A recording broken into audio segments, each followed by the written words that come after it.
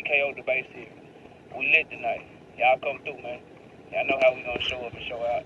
See y'all all in the building.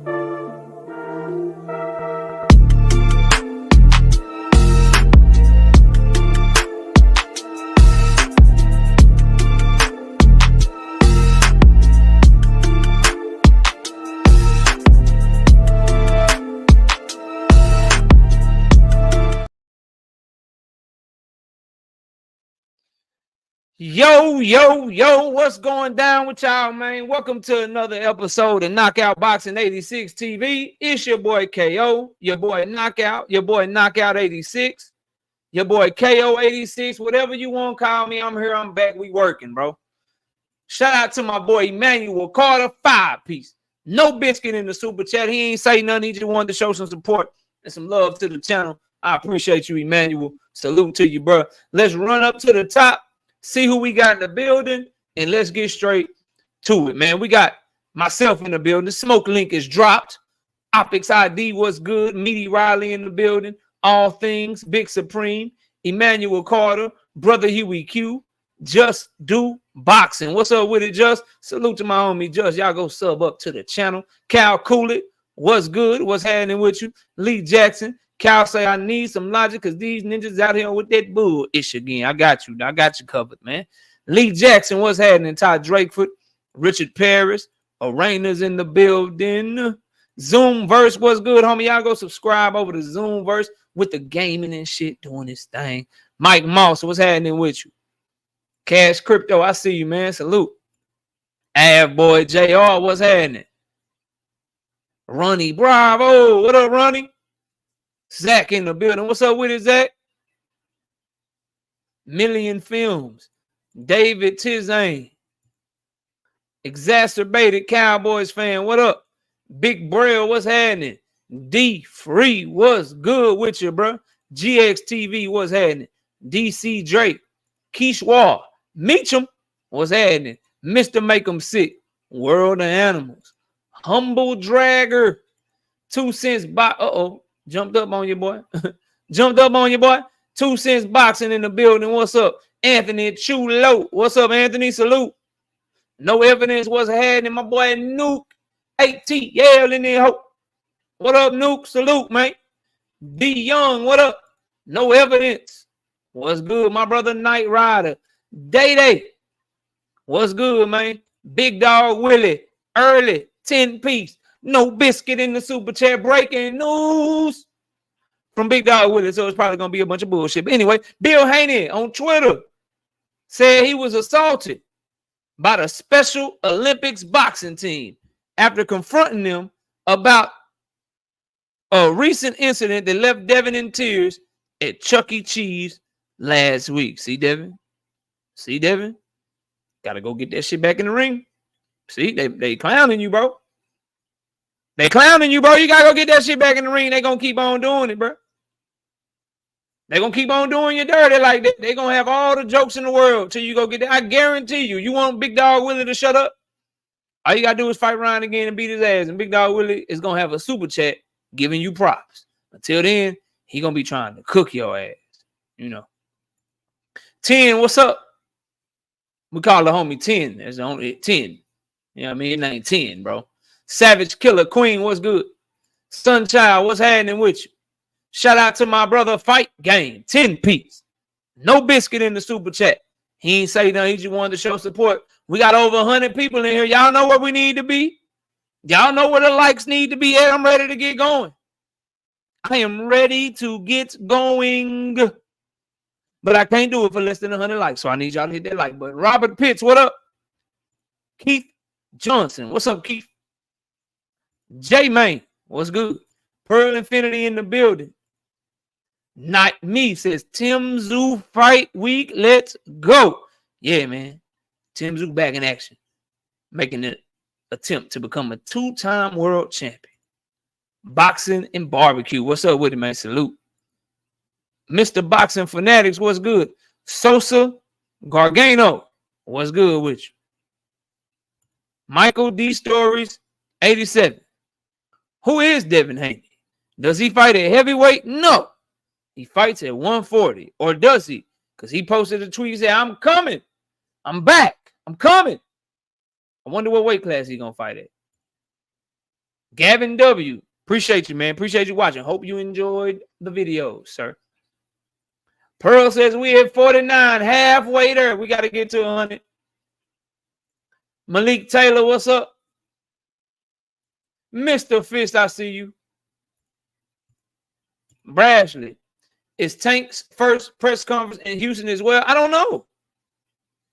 I know it's supposed to be next week. But I don't know where it's at. Let me ask L Dub if he knows. Maybe I can tell y'all right here. Let me see.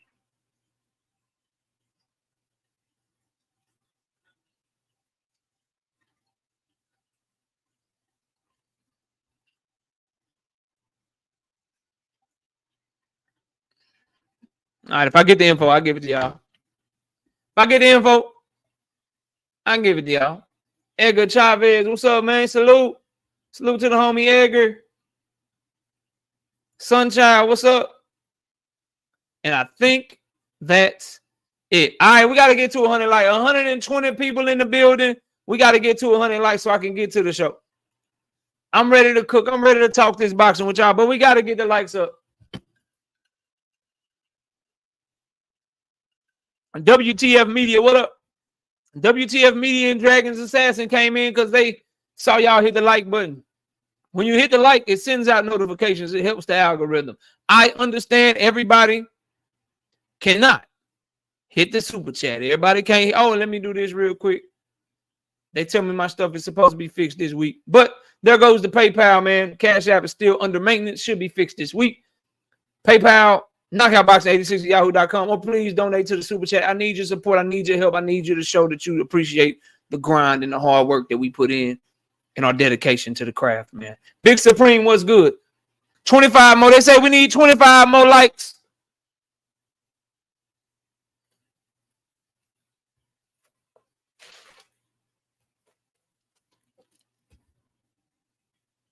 They say we need 25 more likes. Y'all let me know when we get to 100. I'm ready to get going. 130 people in the building. No reason we should not be to 100. Like 17 more. Pearl said we need 17 more. I'm just ready. You know what I mean? I'm ready to get to this action.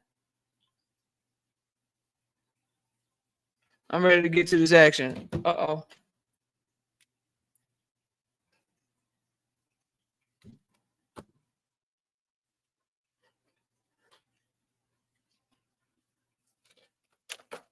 Teach, what up? Hit the like button, Teach. We need 12 more. We up to 88 likes. We just need 12 more of them joints. All things, what's up? I didn't see you, bro. Salute all things. Y'all run the likes up. Get them likes right for the one time.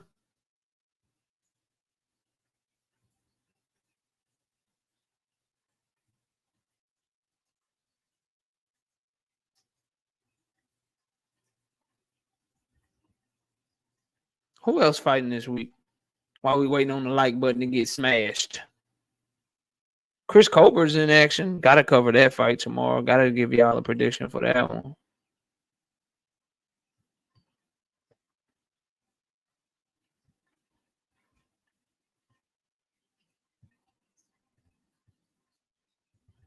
Damn, but then other than that, it's really just William Skoll and Shishkin. They fighting in Germany. That's gonna be good for the Canelo's belt that he dropped. Adam Azim is back in action against O'Hara Davies. Dan Aziz is fighting. Anthony Yard is fighting. Okay, it's some Mike McKinson is fighting. Zaire Abdulev is fighting in Argentina. Bakram Murtazaliev and Tim Tszyu. Yoenis Telez. Yo, yeah, we got some fights. We need 4 more likes, y'all. 4 more likes. Shout out to my brother GXTV with the 2-piece. No biscuit in the super chat. Says salute, KO. You definitely keep it a stack. I try to, bro. I just try to tell the truth. Give my what you say? Oh, yeah, that was the easy work. You know what I mean? Salute to Blue and Claymore, but that's it's what I do. It's child's play. Really, I enjoy a good boxing conversation. All right, we at 100. Let's get straight to it. Let me tell y'all something, bro. Could y'all stop throwing the word robbery around when it don't fit? Y'all sound like some crybabies, bro. Dimitri Bivol was not robbed. Quells, what up, Quells? Dimitri Bivol was not robbed by Artur Beterbiev, bro. He was not robbed by him. Okay? This fight was close. And what gave it to Artur Beterbiev is that he won 3 of the 4 scoring criteria in the majority of the rounds, bro. You score boxing based on defense, effective aggression, ring generalship, and clean and effective punches. That's how you score a fight, right? And if you look at the rounds, Dimitri Bivol lost in ring generalship.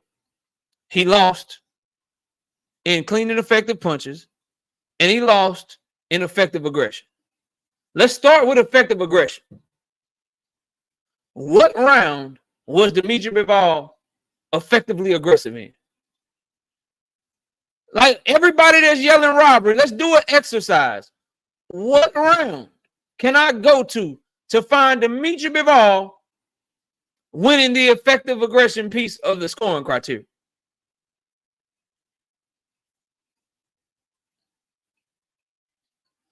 Big Supreme says 1 and 2. How was he being effectively aggressive in rounds 1 and 2 when he was on his bike the whole time? How are you being aggressive and elusive at the same time? How that work?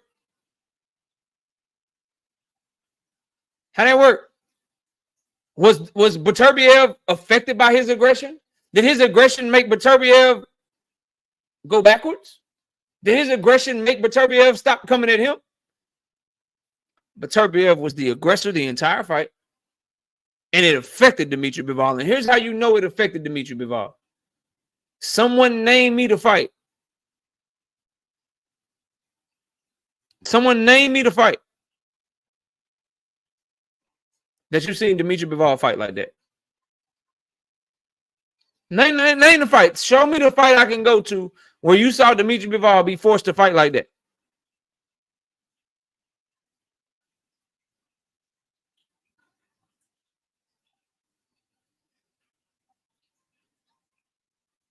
It's not about point of views, teach. I'm asking for facts here. William Old School, what up?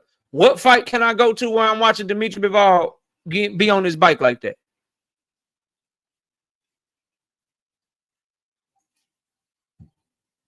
What's good, Mark West? I agree for Reed with the fight being close. This robbery shit, this is what Bivol did well. He made Beterbiev reset his feet, and he showed really good defense in the fight. And he tried to steal moments in the fight. And those moments were not enough. When you try to pity pat and you don't take a lot of chances and you wait to throw flurries the last 20 seconds of a round that someone has controlled the entire round, your flurries don't get that round. Your flurries don't get that round, bro. Then when you take into account whose punches affected the other one the most. Whose punches? Who punches look like they were affecting the other one the most? Which one felt the other one's power and was like, oh shit. Oh shit. Let me put my guard up and not throw anything. Let me go into survival mode. The fact of the matter is, bro, this was a close-ass fight. This was a close-ass fight where the unified champion clearly won the championship rounds. If you like that elusive, boring-ass shit, that Bivol style, then you probably scored a lot of them swing rounds to Bivol. But if you like somebody that's there to fight, then you probably scored the shit for Beterbiev. That's how close a lot of the rounds was. And let me say this as a boxing fan, and what I think y'all should think about. I feel like, straight up, that boxing should go in this direction. I don't like the lateral movement game, trying to outpoint, trying to pity pat and shit. I don't like that shit. I prefer people that come to fight. You can tell by the people that I call my favorite fighters. You can tell the type of fighters I like. If you like that pity pat shit, and in my experience is a lot of the people on my channel that scored it for Bivol, a lot of them are Shakur Stevenson or Devin Haney fans. Like my brother Joseph. Like my brother Teach. A lot of people that scored it for Bivol, they got other fighters that fight that way. I want to be entertained. I want to see people fight and come to win, not come to survive. That's what I want to see. And for the last half of that fight, Bivol was surviving.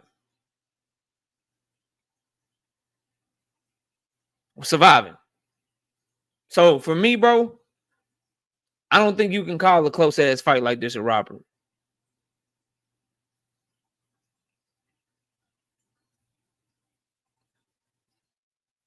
I don't like that shit. Like I don't like that people are calling a close fight a fucking robbery, bro. The shit was Beterbiev was clearly the effective aggressor. He was the ring general, and he landed the cleaner, effective punches. This shit was way more effective, bro. Nick J, Queens of Boxing Talk in the building. She say that takes away from stylistic matchups we have seen that make good for good fights. The different styles are what makes for a good boxing match. I wholeheartedly agree. But when I think of sweet science, I think of Floyd Mayweather. I think of James Toney, Sweet Pea. Yeah, those are the ones I think of. I don't think of this new, like, we're starting to say that sweet science is lateral movement, jump in with a jab, jump in with a feint, lateral movement, jump in with a feint, jump in with a jab, lateral movement, high guard, lateral movement, jab, right hand, lateral movement. Like, I ain't checking for that bullshit. I waited 6-7 years for this fight. That's what I get. And I want to speak on the 116, 112 scorecard as well. Not when you consider how close the rounds were. That fight was a 7-5 either way, 8-4 fight. The judge had scored at 8-4 just like the aggressive shit. He liked the dude that was making the fight. He didn't like all that movement. And I think that's the risk that you run when you fight like that. And it should be. because we pay our money for these fights. Some of us. Some of you fire stick the shit out of it.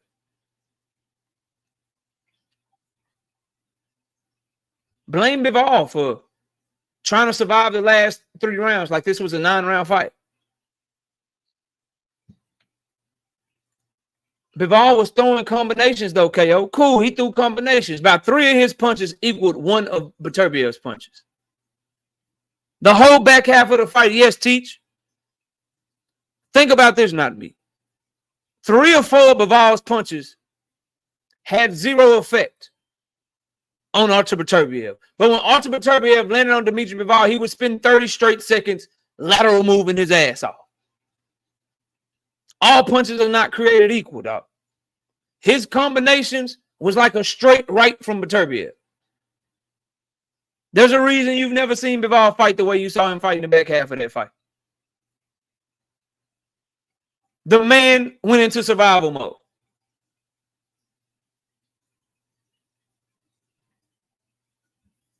Like, y'all got to understand, just because you throw a combination off the glove, right hand, okay, it pop Beterbiev head back. Oh, shit, that's an effective punch. But then Beterbiev wrap around his guard, hit him with a goddamn hook or a straight right hand, and the motherfucker go running for the next 45 seconds. Which one was more effective? You're 100% right about that. You're 100% right about that. They should be judging based off the criteria. I'm a fan, though. And I like the way Beterbiev fight over Bivol, but still, I scored it 7-5 for Beterbiev because I respected the work of Bivol. But if you really look at it on the judging criteria, effective aggression, clean, effective punches, ring generalship, that's all Beterbiev in a landslide. Bivol didn't want to be wasting his energy running around the ring generalship. Bivol don't never do that shit where he moving that much. He don't move like that. Effective aggression. Bivol don't shell up like that when somebody hit him. Effective punching. Beterbiev won the fight, y'all. And guess what? That's off of a surgery and being out the ring. If they go into an immediate rematch and Beterbiev is healthy and he just goes straight to camp and they fight again, it's only going to get worse. Joseph, you can come back, bro. My bad.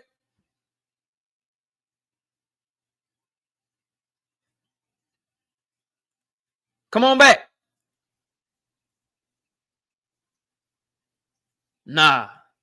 Nah, he didn't move like that against Zerto or Canelo. He takes a wide stance and he uses his jab to pity pat, and then he'll keep his distance with his jab. He don't move like that.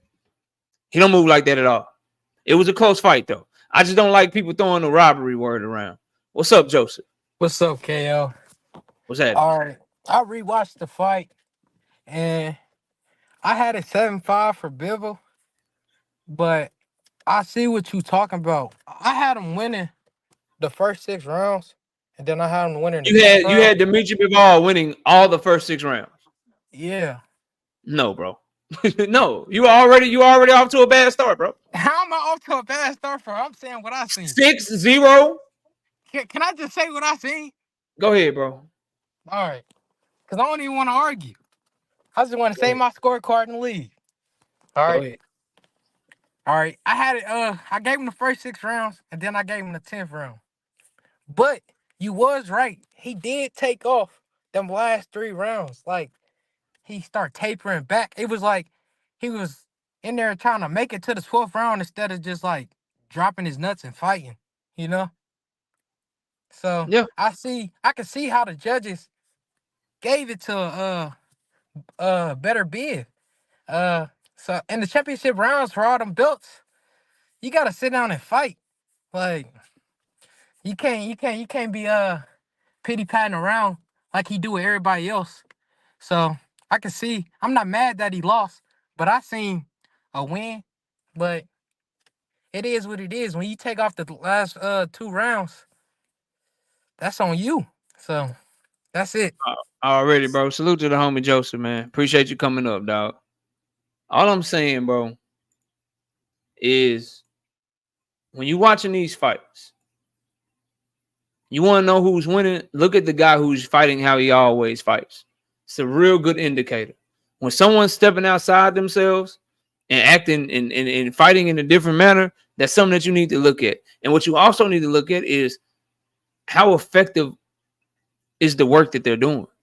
There's no point where Bivol made Beterbiev slow down, where he made him think twice of what his game plan was, where he made him stop throwing that jab. He didn't make Beterbiev stop doing anything. Beterbiev made him put his hands in his pocket and try to survive the whole last 3 or 4 rounds of the fight.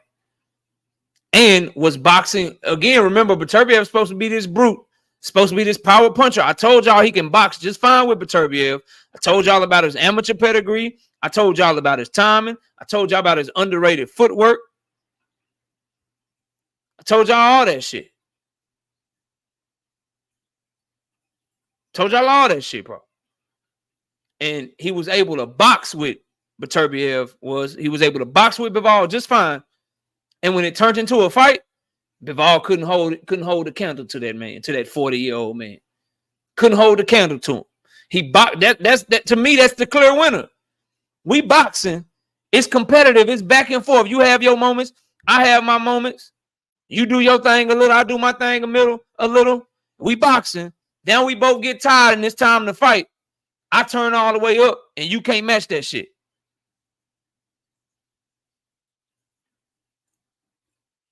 I've heard this too. Shout out to Newt. Beterbiev own corner thought he lost. Did they think he lost or were they just trying to motivate him to finish the fight strong? Blunt Sports as well. You need to knock him out. Did they really believe that or were they just trying to motivate their fighter to finish strong?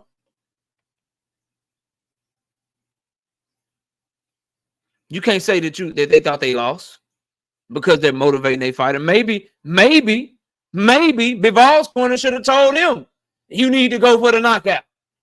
You need to let your hands go. Maybe.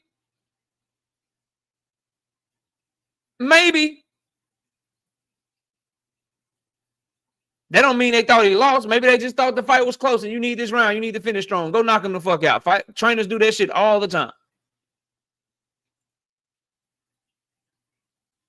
Shout out to Not Me with the 5-piece. No biscuit in the super chat. He said, did you see Hearn seething before the decision and Frank Warren trying to calm him down? I wonder if he was giving the scores moments before. Probably. I didn't see him mad. Eddie Hearn fighters are always losing in moments like that. They're always losing in moments like that, bro. And I'm sorry that give me the dude that's coming to fight. Y'all like all this pity pat shit, bro. Give me the dude that's coming to knock fire from somebody that can box too.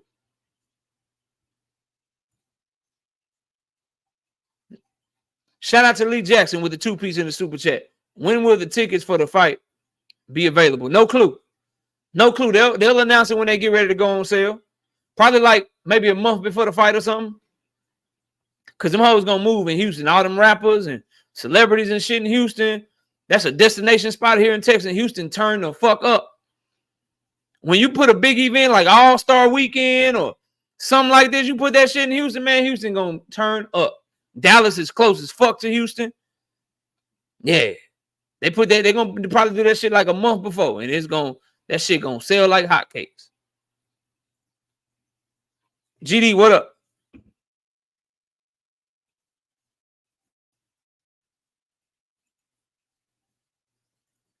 But y'all got to stop with the robbery shit, bro. Y'all got to cut that shit out. This was nowhere close to a robbery.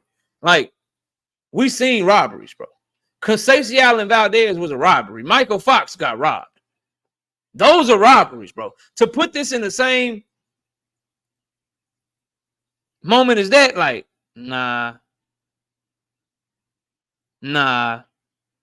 This fight was a close-ass fight, and it's clear who won the championship rounds. What's the problem? It's a close-ass fight, and it's clear who won the championship rounds. It's clear who won the championship rounds. Where's the robbery at? Rick Tim say it's going down December 14th on the south side of Houston. Now, what I will say is this. Can we all agree it was a good enough fight and a close enough fight? Don't we all want to see the rematch? Type 100 in the chat if you want to see the rematch. Yeah. If you want to see the rematch between Beterbiev, and then we'll move on to the next topic. If you want to see the rematch between Beterbiev and Bivol, put 100 in the chat.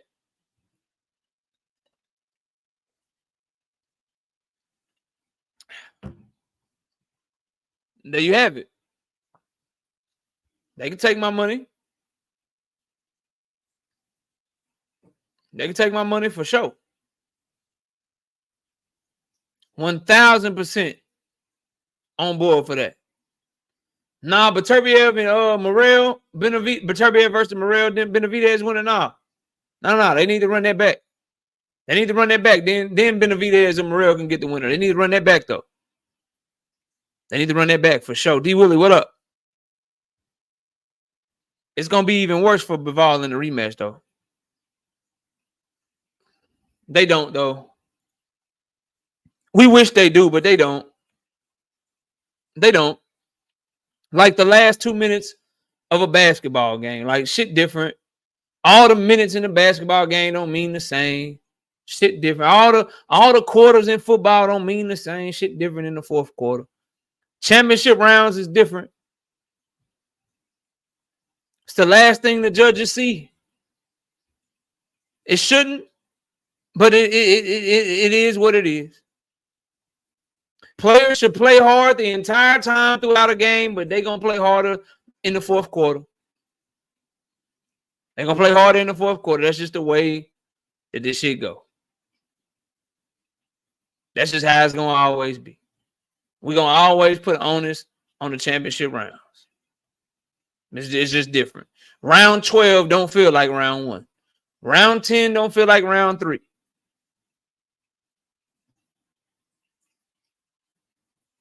It is what it is. Yes, what's up? What up, Knockout? Here's my thoughts. Here's my thoughts about the fight.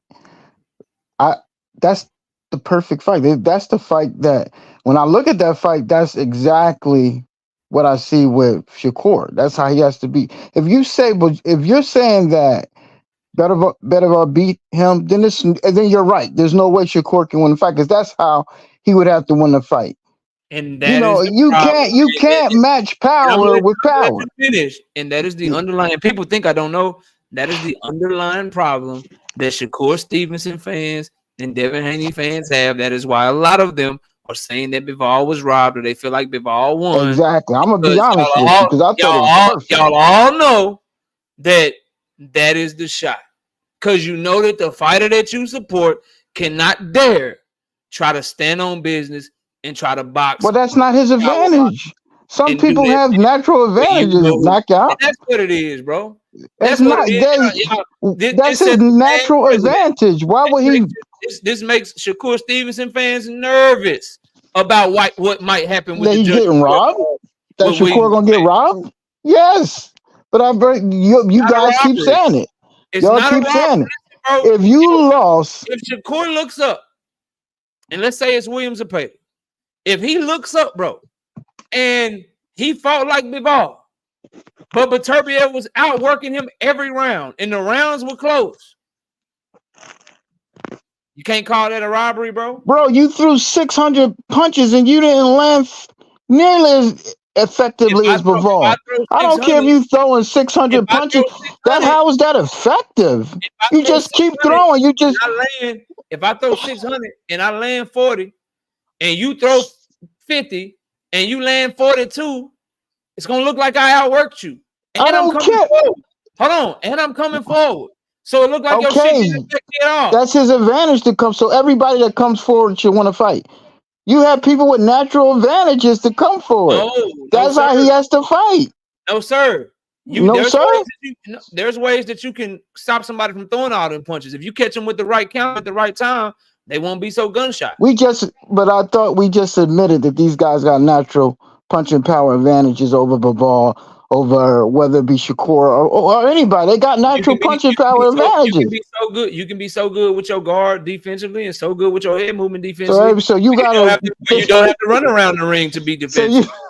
So you got to sit there in the pocket against these people with natural punching power to win a fight. Against Beterbiev in an undisputed fight. Yes, you have to let your nuts drop. Against Tank Davis in a big money fight, where it's all on the line. People ain't putting on them events to watch you try to amateurishly point your way to victory. I know, but I thought you're gonna have to stand on if you want to win them fights. No, listen. Canelo Alvarez, what Bivol had to do? What he had to do? He had to stand on business. He couldn't run around the ring. He had to make it clear. But they're even in power and stuff. We're talking about with guys with a lot more power than other guys. That's about the best you can fight them. Beautiful work by Bivol. Beautiful. Was it beautiful? Was it beautiful enough for him to beat Beterbiev? Did he stop Beterbiev from working? Because the man was so ineffective. He had to throw millions of punches and still didn't land as many as Bivol was landing. If he was absolutely brilliant performance. Okay, if he was in it, did Bivol wear down at the end of the fight? He didn't. I don't know. Yeah, Beterbiev, you mean, or Bivol? Yes, he ran down. He's a freaking human. Did Bivol wear down at the end of the fight? Yes, he did. So he's a human. So if Beterbiev, he's like, this guy's a robot. Hold on. If Beterbiev wasn't effective, then why did Bivol wear down? Man, when you got a robot just coming at you throwing 1,000 punches, of course you're gonna wear down. You said it shouldn't matter if he's not effective. You said he wasn't effective. He's tired. If he wasn't effective, why did Bivol get tired? I'm saying the punches that were landing weren't effective. If the punches that were landing weren't effective, you don't have to land a punch. You don't have to land a punch for somebody to get tired, though. I mean, if someone just keep coming at you, even if they're not effective, hitting you getting tired. He just got tired, like any man would. If you landing on somebody's shoulders, if you're landing on in their body, if you're effectively making them have to move around the ring to try to stay away. But he was definitely moving, making them move away. Otherwise, Bivol would have handled Beterbiev like he did everyone else. Of course, but we already know this guy has natural advantages with power. So what are you're giving him credit for all these advantages with his jab and his distance control. Oh, he was, but that's boxing. You said that he was a great boxer. You said he could box just as good as Bivol. It didn't look like it. It looked like if he didn't have that power, Bivol would have beat the shit out of him. How so? Right? You said you didn't see the fight. You said that was an even boxing match. He landed more jabs.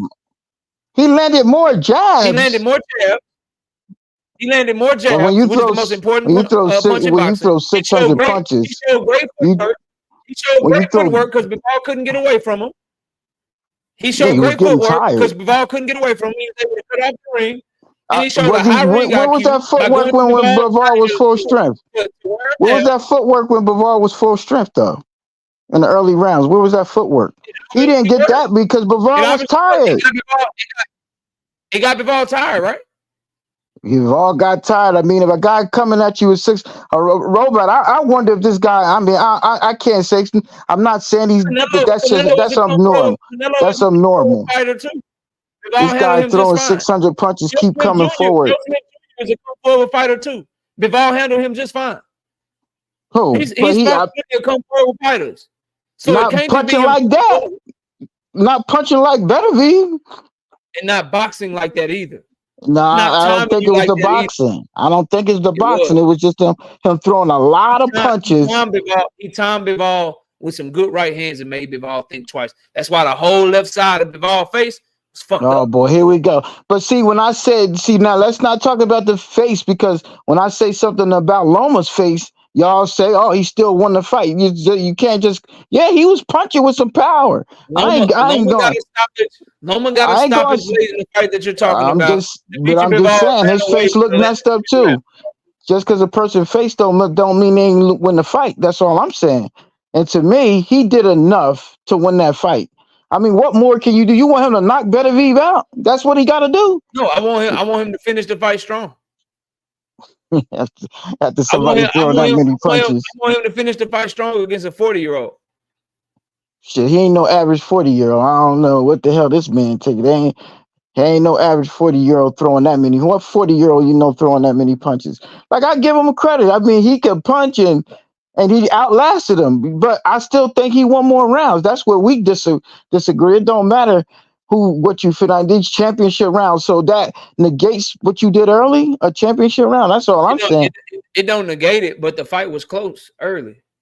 The fight was close. I'm agreeing with And you got and there's a lot of rounds. There's a lot of rounds in the middle of the fight where Beterbiev clearly controlled the round, and Bivol just tried to steal it late.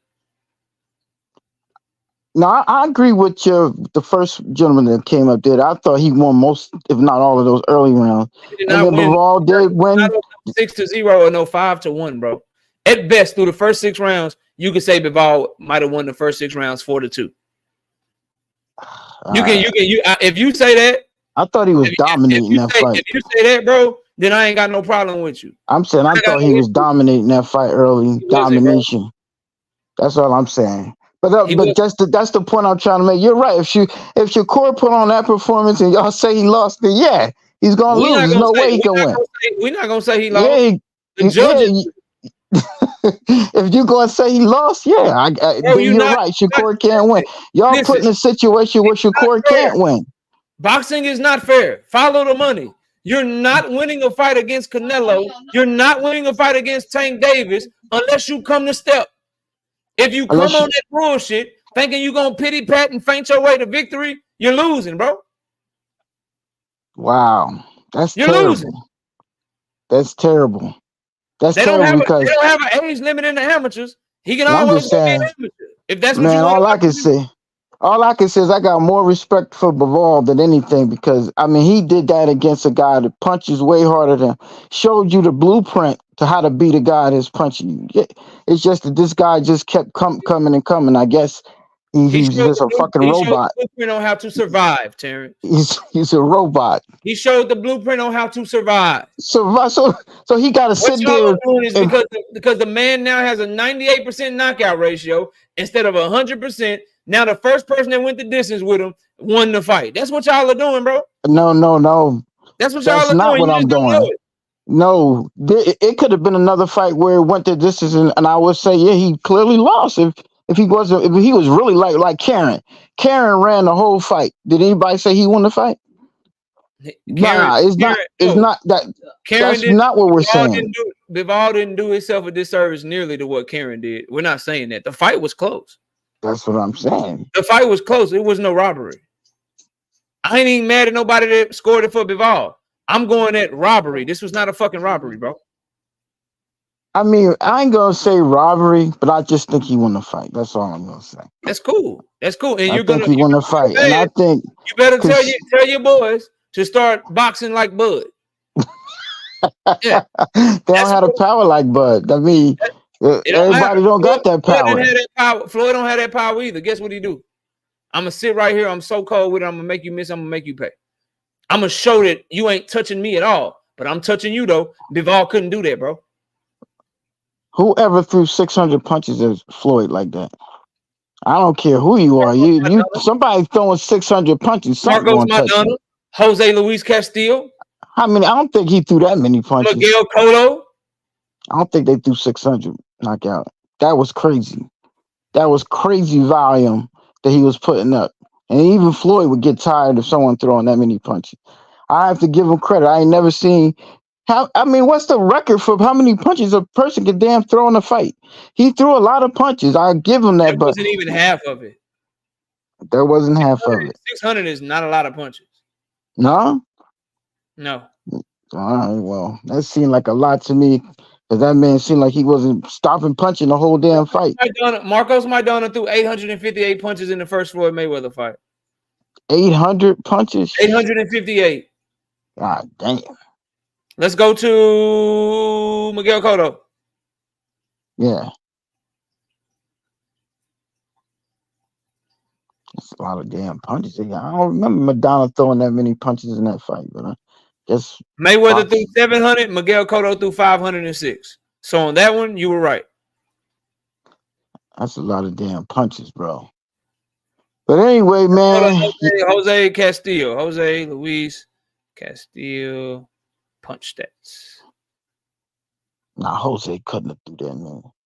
I know he was throwing those balls, but Castillo threw 500 as well. So the point is, Floyd has been in that situation where somebody threw 858 punches, Maidana, and he knew how to weather the storm. He didn't get tired. He kept going. He didn't fade rounds 10, 11, and 12. And what y'all have to understand is, bro, judges, some of them are going to love that sweet science shit, but they love it when you can make the shit look easy. That's the style. What Shakur and Bivol, what they thrive on is they make the rounds look easy when they win them. None of the rounds looked easy for Bivol. They didn't look easy. Looked like he was working. Looked like he could have lost them. So he wasn't clearly just putting on a masterclass boxing clinic against Artur Beterbiev. Then you add to the fact that Beterbiev was able to compete from a boxing perspective, and then the fact that he couldn't do anything when a fight broke out. I don't understand why people are saying it's robbery. He boxed with him just fine, and when a fault broke out, Bivol was like, fuck no, let me just survive. I don't see why we're talking robbery, bro. I ain't saying a robbery, but I thought it was a smart fight. Nobody should be. You think if he just said, "Oh yeah, I'm gonna bang with this guy," he would have got knocked out. Everybody knows that coming into the fight, that if you try to bang with Bivol, Beterbiev, you getting knocked out. He couldn't do that. And the same thing, Shakur can't do that with Shakur. You already know that. For y'all to say that, y'all just want them to get knocked out. All I'm telling you is they better be every good the boxer that you claim they are. Because if Tank can, if the puncher can show that he can compete with them boxing and those rounds are close, then you know that the dude can't fight with him. So when it's time to fight and them legs go away and it's late in the fight, you know the puncher gonna get the last part of the fight too, especially if that puncher power carry late, like a Tank Davis, who got a great gas tank, who carries his power from 1 through 12, who gets a lot of late stoppages. So you gotta really outbox them. You gotta really be way better than them. The game plan is to win early like Bivol did and then survive late. But y'all saying he can't win a fight like that, but that's BS because he won more rounds. If he really sweeps the rounds, he'll get it late. But he didn't sweep shit, is what I'm telling y'all, bro. If you sweep the rounds first half of the fight, go up 5-0, go up 6-0, okay, you might got a shot towards the back half, bro. You might have a shot. But if it's 4-2 or 3-3 the first half of the fight, you cooked. I agree with that, but we don't see that it was that close early. That's where the disagreement is. We think the people that think Bivol won. It was 4-2 Bivol, in my opinion. 4-2 Bivol, first half of the fight, 5-1 Beterbiev, second half of the fight. I scored it 7-5 Beterbiev, bro. That's 5-1. And in that 4-2, and then check this out. In that 4-2 for Beterbiev, for Bivol, in the first half of the fight, there's a swing round or two in there that could have went either way. In that 5-1 for Beterbiev, in the second half of the fight, there's a swing round or two that could have went either way. So I'm cool 7-5 either way or a draw. And I can see if you really like pressure fighters, if you really like the person that's making the fight, I can see how somebody can get a scorecard of 8-4. But that was crazy. That dude that scored, come on, knockout. Really? No, he favored the puncher. He favored Beterbiev's that was the weird. I mean, what? 8-4? I don't think so. Because I can't believe that shit. I can see somebody scoring an 8-4 for Bivol too. I can see. I don't think. No, I would say none of them got 8-4, bro. I wouldn't. I can see that if you one of them judges were that last little flurry. That last little flurry caught your eye. I could see you giving Bivol a round that probably should have went to Beterbiev because he did a great job with his experience stealing that round at the end of the last 20, 25 seconds. I could see him stealing a couple of those on some people's scorecard where Beterbiev looked like he was controlling the round. And here come Bivol, big ass flurry at the end, and you give him the round. I could see it going 8-4 for Bivol too, with some swing rounds in there. It was a close fight. Y'all gotta understand the difference between 7-5 and 8-4 is one round. It's one round, bro. That's one round where y'all say he got it off. He got it all the way wrong. That's one round that he didn't see that maybe you saw. That's probably a swing round. Well, somebody told me 9-3 for Bivol, bro. Nah, I don't have it like 9. No, that was like 8-4, 9-3. I don't think so. 7-5 sounds right. I think he got the early rounds. I think he won the fight. That's it. I mean, not no 9-3. You entitled your opinion, so let's push for the rematch and let's see if he can win the rematch. No, but let me just touch on that. Honestly, I don't want to see a rematch because that's the best he could do, bro. What more can that man do to beat Bivol? Nothing. That's the best performance he can put out. You can't. I don't see. I don't want to see it again because I think he is gonna get worse next time. Everybody in the chat know you bugging with that shit. You bugging, bro. I think that's the best. That's the best Bivol could do. The only way you don't want to see a rematch is if you think he gonna stop Bivol and Bivol is your brother. Man. No, it's not that. It's like that's the best he could. If he fought like that and lost, what can he do the next time to win the fight? Knock him out? He ain't knocking that man out. Easy. Do what you did. Do what you did in the first fight, but finish strong. Right. Do what you did. Do what you did, but finish strong.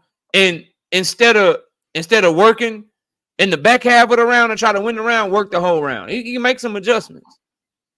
He can make a lot of adjustments. Be more active with your jab. Look to counter. Look to clinch Beterbiev more. Instead of just moving around the ring, wasting energy. Go for the clinch. Get the ref to break you up.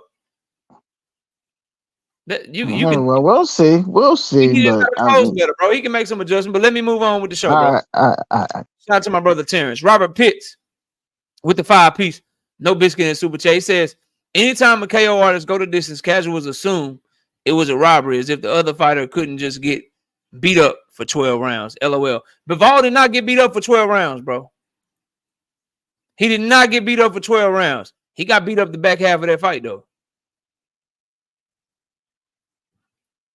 He gonna pull out the back. Nah, that's only for Devin. That's only reserved for Devin. It's only reserved for Devin Haney to clinch counter. Oh my God, my patience. What's up, man? What's up, KO? Chilling, bro. What you got for the show, fam? Yeah, brother. So I watched the fight. I do agree that I don't think it was a robbery. I mean, I feel like it could have went either way. You know, like at the end of the day, if you look at it, Bivol, you know, I always say Bivol's style is really good, but like it takes a lot of energy, you know, before all that pendulum steps, all that lateral movement. He's wasting a lot of energy. While Beterbiev, you know, I feel like everybody thinks Beterbiev is just some power puncher, but he can really box well as well. You know, I think what happened there was that Bivol's style was winning, but then it took up just too much of his oxygen. And when it came to the later rounds, he just didn't have anything left, you know? I think it was just like a efficiency. The style efficiency was just on Beterbiev's style, you know, because at the end of the day, Beterbiev didn't move so much, so he could throw way more punches. Bivol had to move. He had to worry about the power shots, you know, so he had more to worry about. And that requires a lot of oxygen. I'm surprised he even had that much oxygen to begin with, you know. That guy was like really in shape. I don't disagree with you. We're on the same page. It wasn't no robbery. Yeah. So I will say this though. I will say that as far as like other fighters moving forward, I don't think there's any comparison to like Canelo or a Tank or any of their fights moving forward. Those guys have totally different styles, you know. I think at the end of the day, when they have their big fights, the style is always going to matter. It's not that both people have to be like trying to knock each other out or anything. Like styles are always going to matter at that point, you know. But it was just for the style of trying to use a lot of lateral movement, trying to steal rounds with the last 20 seconds and then fading late. That type of fight that's not going to win against those big name fighters that you mentioned, especially if they're competitive rounds. So I would disagree. It is what it is, bro. Shakur Stevenson is not getting a competitive fight. No, Shakur doesn't fight like a Bivol. So neither is Devin Haney. And yes, Shakur does when he fights power punches. He does fight like him. He doesn't fight. No, Bivol and Shakur are fundamentally different. They come from two different schools of boxing.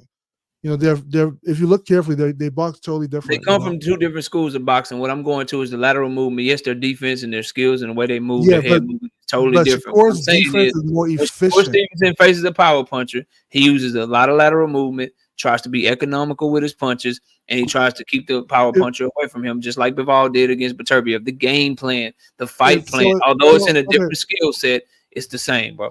So here's the thing, right? Beterbiev and let's say Beterbiev and Tank. But Tank doesn't have the punch output of Beterbiev. and Shakur doesn't have the same type of movement like Bivol. So it's two totally different things, you know. They're both southpaws as well. That's not what I'm saying, yeah. bro. Like I like you. You're missing the point. The point isn't that Shakur Stevenson fights like Devin Haney and Devin Haney fights like Shakur, and either of them fight like Dimitri Bivol, or that Beterbiev even employs his pressure the same way that Tank Davis employs his pressure. That's not the point.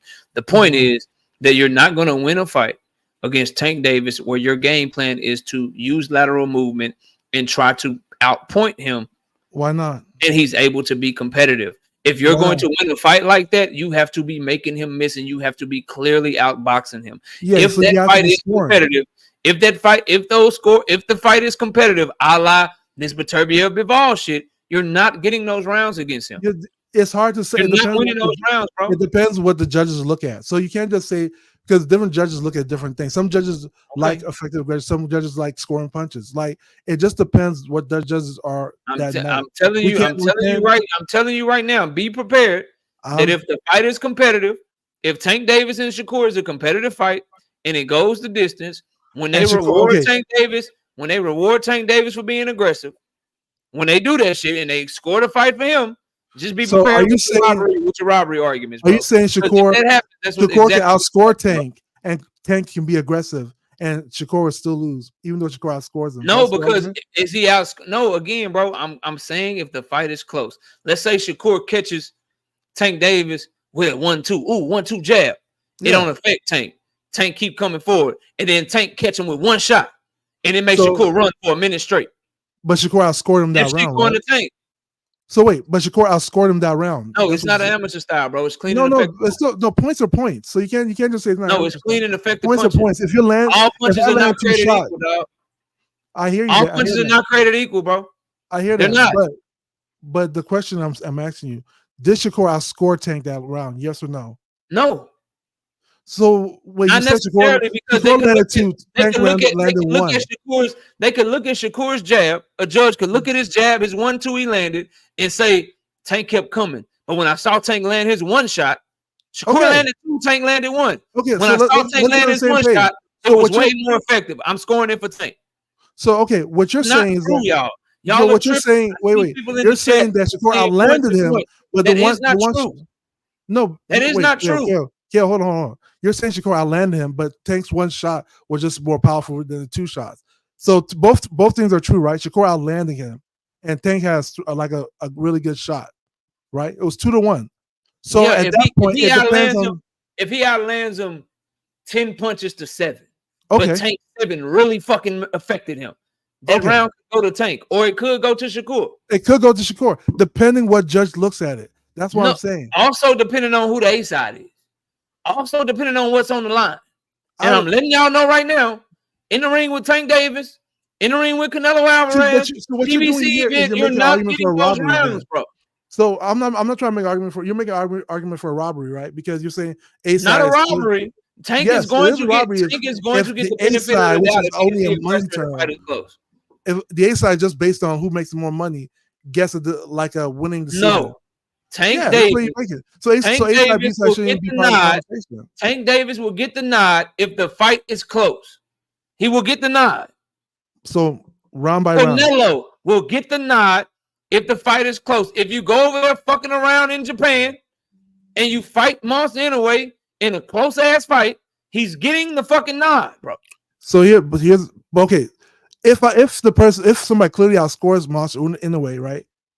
And you say, I didn't say clearly. If it's clearly, I agree. And you're agreeing with me. You're just arguing for the sake of arguing. I said I'm not arguing. I'm trying to understand where you're getting at, because they would have to beat Tank clearly. You're making an argument for a robbery if it's close. That's the argument. It's not. It can't be close in a robbery at the same time. Why does it matter where? Okay, let's say you're in Monster Inoue's house. Why does it matter that he gets the decision?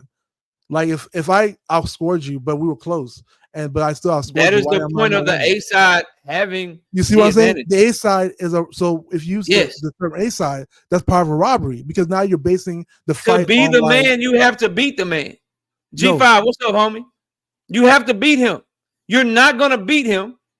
You're not gonna beat him. Man, you have to be okay. So yes, you're not gonna beat him. Now you're defining, simply trying to pity pat yourself. So you're defining threshold for a robbery. I understand what you're saying, but what you're creating a threshold for a robbery. So like how that is not a robbery. Boxer hacker. Was Beterbiev and Bivol a robbery? No, it was close. So that's exactly what I'm saying. But hold up. I'm saying the same thing, bro. But nothing. No. I'm saying it was close because it depends what the judges look at. There were spring rounds, and certain judges looked at something totally different. The fight could have gone a totally opposite way. It could have been 7-5 for Bivol. I think what killed Bivol was the last. And I'm telling you that it's for damn sure gonna go in the favor of Tank. If a fight like that play out with Tank and Shakur, it's for damn sure gonna go in favor of Tank because of all the things with Beterbiev and Bivol, and he's the money too. If you add the money, now you're talking about a robbery. See, like being a money guy. That's not a robbery, bro. Yeah, it's a robbery because now it's not even. Like we're not even scoring grounds. It's not. You're getting the nod because you're. Let's say it's close. And I'm winning. Shakur and Edwin was not even. Shakur was clearly the A side. He got the benefit of the doubt and won on a lot of scorecards 7-5. That was clearly a Shakur fight to win. I don't know. The judges didn't think so. Close. Yeah, it was clearly a Shakur fight. The judges didn't think so. Won, he won. And neither do I. The crowd didn't think so. They were booing. They're booing because of the activity. Fight. They weren't booing because of the score. They're booing because like there was little activity in that fight. So what I'm saying is this Shakur Stevenson laid a dud and left the door open for the aggression of Edwin De Los Santos to get scored, and it got scored to the tune of they almost scored at a draw. 2 judges gave him 5 rounds. All I'm telling you is that A-side fighters get the benefit of the doubt all the time. All the time. You have to know that. You have to know that as an opponent. I think it always depends on the judges. You have to clearly beat them. Unless the judges are just like on the side of the other fighter, or it's an unfair advantage. Because the problem. It's not unfair. It is unfair. They're going to score the fight. The A side is just based on like money division. You know that, right? Based on the person that's making the fight, based on who's being aggressive. That's going to happen. So A side is based on the person who's going to get the higher percentage of the money. No, it's based on money. If that's part of the scoring criteria, then that's cheating. Of course. You know that, right? If I'm a judge, and I say, okay, it was close, I might give it to Shakur, but because Tank is the A side, I'm gonna give it to him. That's unfair. It happens in boxing. Boxing is not fair. It's not a fair sport. Okay, now we're on the same page. Now we're on the same page. Now you're saying that it won't be unfair. So like you're basically arguing it's not going to be a fair or unfair. It just is what it is. It just is what it is. But we shouldn't be worried about that because all Tank got his power and Shakur gonna clearly outbox him, right? Shakur can box. Tank can box too. I think Shakur is a better boxer. I didn't say ain't nobody on Shakur Stevenson level, right, Blunt? So what we worrying about? So what I'm saying, my argument is only this. I don't think a certain fight has to like adhere to this fighter's style because then you don't want to win. No, you don't want to win. Everybody has. You don't want to win. You have game plans. This is why you have game plans. You don't want to win. Wins. That's how boxing. You better make sure your game plan. You go in that bitch with Canelo Alvarez. You go in that bitch with Tank Davis. You better go in that bitch and make sure you clearly win where they can't do nothing. Because I'm telling you and everybody in the chat, if they fight and the fight is close like Beterbiev Bivol, Tank's getting the nod, bro. If it's close and Tank, so when you say it's getting a nod, so my problem is like, is it close and it was Shakur and then the Tank just gets a nod because he's the popular fighter? If it is close and it's swing rounds, Tank is getting those swing rounds. Even though, so I can be a judge and I'll be like, I feel like Shakur won, but I'm gonna give it to Tank because he's popular. No, you can pick Tank because you felt like you liked his aggression. You like the fact that now that you're back to where I am. Now you're back to where I am. So it depends which judges are scoring the fight. It depends what the judges look at. It's not about if you use popularity, then it's unfair. It's an unfair fight. It's just clearly unfair. If I say, oh, that means that every single Shakur Stevenson opponent, not named Tank Davis, has been in an unfair fight. That means that every Devin Haney has been in an unfair fight. Shakur has outscored fighters a lot of times. It doesn't matter. We all know that the house was on his side. We all know he was the top ranked fighter. We all know that the judges was on his side. We have never seen nobody complain. We just know that it is. We just know that it is what it is, bro. We never saw a situation where Shakur was outboxed and the game. Edwin De Los Santos And He was Shakur not Stevenson. outboxed. He was clearly not outboxed. A lot of people felt like Shakur got favorable judges. Sure. I agree. Sure. But why did he get those favorable judges? Because he was a top-ranked fighter. You say no one complained about it. I didn't hear you complain about it. I didn't hear my brother Blunt complain about it. He got favorable judging because he was the A side and Edwin was bringing his ass over the top rank. No one cared. Who are the judges? It was a close fight, and Shakur got the nod because he was the A side. I don't know. I feel like it wasn't that close. I thought he clearly won. A lot of people disagree with you. I think a lot of people just found it boring, but I thought he clearly no. A lot of people actually feel like Edwin won the fight. Edwin hardly touched him, so I don't know how they clearly feel that. But Shakur hardly touched him, and was fighting negative the whole goddamn night. But Shakur landed every time Shakur threw, he landed. So he was scoring. He was scoring more shots than Edwin was. That was one of the lowest. That was the lowest that Shakur's ever scored. Yeah, his output might be low, but his accuracy is pretty good. All I'm telling you, bro, this is nothing new. The house fighter, this happens with prospects. It happens with champions. The house fighter is gonna get the nod in a close fight. Everybody knows that, bro. Not always. Devin Haney got the versus Lomachenko. Devin Haney got the nod. He wasn't the house fighter. Lomachenko was the house fighter. Yeah, 100%. That's an anomaly. Yeah. But it's an anomaly. So we're talking about what typically happens. I mean, we pray that the judges are fair. Like we don't want. I mean, fights like that. If it's a fight like Beterbiev and Bivol, it's fair if they score it either way. Yeah, if it's close like that, it's fair if they score either way. Of course, as long as it's based on what's the debate. So the debate is that they have to, like, this person has to adhere to a certain style to fight. If they want to win, they do. You're not getting the nod, bro. Sorry, you're not going to get the nod. If I'm a boxer and I'm scoring, then why can't I get the nod? If I'm the one scoring, because the other person is scoring too, and they also have ring generalship. They also score effective aggression. There's nothing aggressive. There's nothing effectively aggressive about being on your bike the whole goddamn fight. So by fighting like that, you already giving up one scoring criteria, my guy. You already giving up one. When you fight on your bicycle, understand this, bro. There's only 4 scoring criteria each round. When you fight on your bike and you use lateral movement, you're already giving up one. Which one is it? Effective aggression. You're already giving so up. Why is it ineffective at that point? See, there's an argument that can be made there, right? If I'm because scoring, you're not being aggressive at all. My aggression is clearly working, right? Do you know what aggression is? Yeah. Aggression is not going the opposite way. How are you being aggressive and on your bike at the same time, boxing hacker? Stop, bro. There's different styles of. You're just arguing to argue, bro.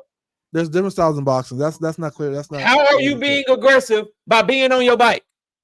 So by being more effective. If you're following me, right? First off, that means I got ring generalship because you're doing what I want you to do. If I'm scoring the shots, I didn't say ring generalship. Yeah, but hear me out. If I'm the one scoring, how do you have effective aggression? Aggressive by being on your bike, bro. Okay, if you're not scoring, are you being effective? No. How are you the fighter that is on your bike? Because I'm the only one scoring. Being effectively aggressive? Because I'm the one scoring. My shots are not scoring. You're using lateral movement to be defensive in so many spots in the fight. And then they're going to look at you. They're going to look at you. Listen, and the other dude may not even be able to cut off the ring, but they're going to look at you running around the ring. They're going to look at him at least trying to come forward. They're going to say neither one of these motherfuckers is really being effective, but at least he the one being aggressive. I'm scoring him for effective aggressive. Now let's see who's landing. If my shots are scoring, there's a big argument there, right? Because that means I'm being effective. If your shots are scoring, that's the clean and effective punching criteria, boxing hacker. That's not the effective aggressive criteria. Like you do, you do realize that, bro. The art of landing. The art of somebody has to, KO. Somebody has to get effective aggression, right? One of us has to get it, right? And you aren't landing anything, so you're not even effective. Forward. So it's literally gonna come to me. One of us has to get effective aggression. If I'm doing lateral movement and I'm scoring, and you're moving forward and you're not landing, your aggression is not effective. It'll literally come to me because I'm the only one scoring in the round. It's not true. Again, you're making a scenario where the person is not landing at all that is moving forward. We're comparing this to Beterbiev and Bivol, bro. Okay. What are you doing, bro? We're comparing it to Beterbiev and Bivol. Beterbiev was landing. But guess what? But Bivol didn't have. You say so. Bivol put himself in a position to where he lost effective aggression every fucking round. But he was winning up to the later rounds, right? He was winning up to the later rounds. Remember that. Bivol gave away the fight with the 10th, 11th, and 12th. I'm not debating that, bro. You see what I'm saying? Bivol was on his game. You're trying to have a debate for the sake of arguing when you really agree with me. Let's look at when Bivol was actually. You agree with me, bro? No, when Bivol. You agree with me, boxing hacker? No, you agree, bro? I don't. When Bivol was on his game and Beterbiev was on their game, right? Was Beterbiev and Bivol a robbery? Both on their shit. Bivol was more effective. Was Beterbiev versus Bivol a robbery, bro? Huh? Was Beterbiev versus Bivol a robbery? It was too close to be called robbery. Swing rounds could go either way. Okay. If Shakur Stevenson is in a fight with Tank Davis like that, where it is close, where it is swing rounds that could go either way, he is not getting the nod. That's what I'm saying, bro. And I hear you, and I'm always gonna say it depends on the judges. It's not you can't unless there's some kind of like cheat code you're saying. If Shakur Stevenson, if it's based on, if you're just saying based on, says I'm gonna fight this way, and it's gonna depend upon the judges. He's gonna be disappointed. Blunt's gonna be disappointed. And anyone picking him, rude exposure, y'all are gonna be disappointed when them scorecards come out, and y'all are gonna be yelling robbery. He needs to know that. He needs to know the situation he's in, and he needs to make sure he makes it where it's not debatable at all. I mean, yeah, he definitely needs to do his best in the round per round. But what I'm saying is this: like, at the end of the day, when it comes to, let's just say they had a close round, it depends what the judges are looking at that point. It's not a foregone conclusion. It's gonna go to the A side or anything like that. Okay, it just really depends. It depends. Some judges like that aggression stuff. Some judges, look at things more technically. So it just really depends at that point. Okay, bro. We've seen both sides of the argument. Okay. All right. Let me continue the show, bro.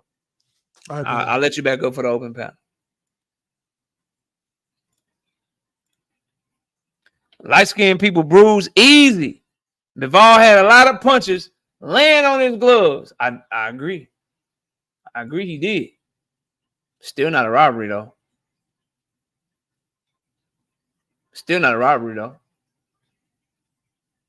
Y'all tripping with that shit. Tank fans praying Shakur don't outbox Tank and play Rock'em, Sock'em robots. LOL. Nah. He can't outbox Tank. He can't. Nobody worried about that shit. Shakur fans are worried about him getting past Williams Zepeda, though.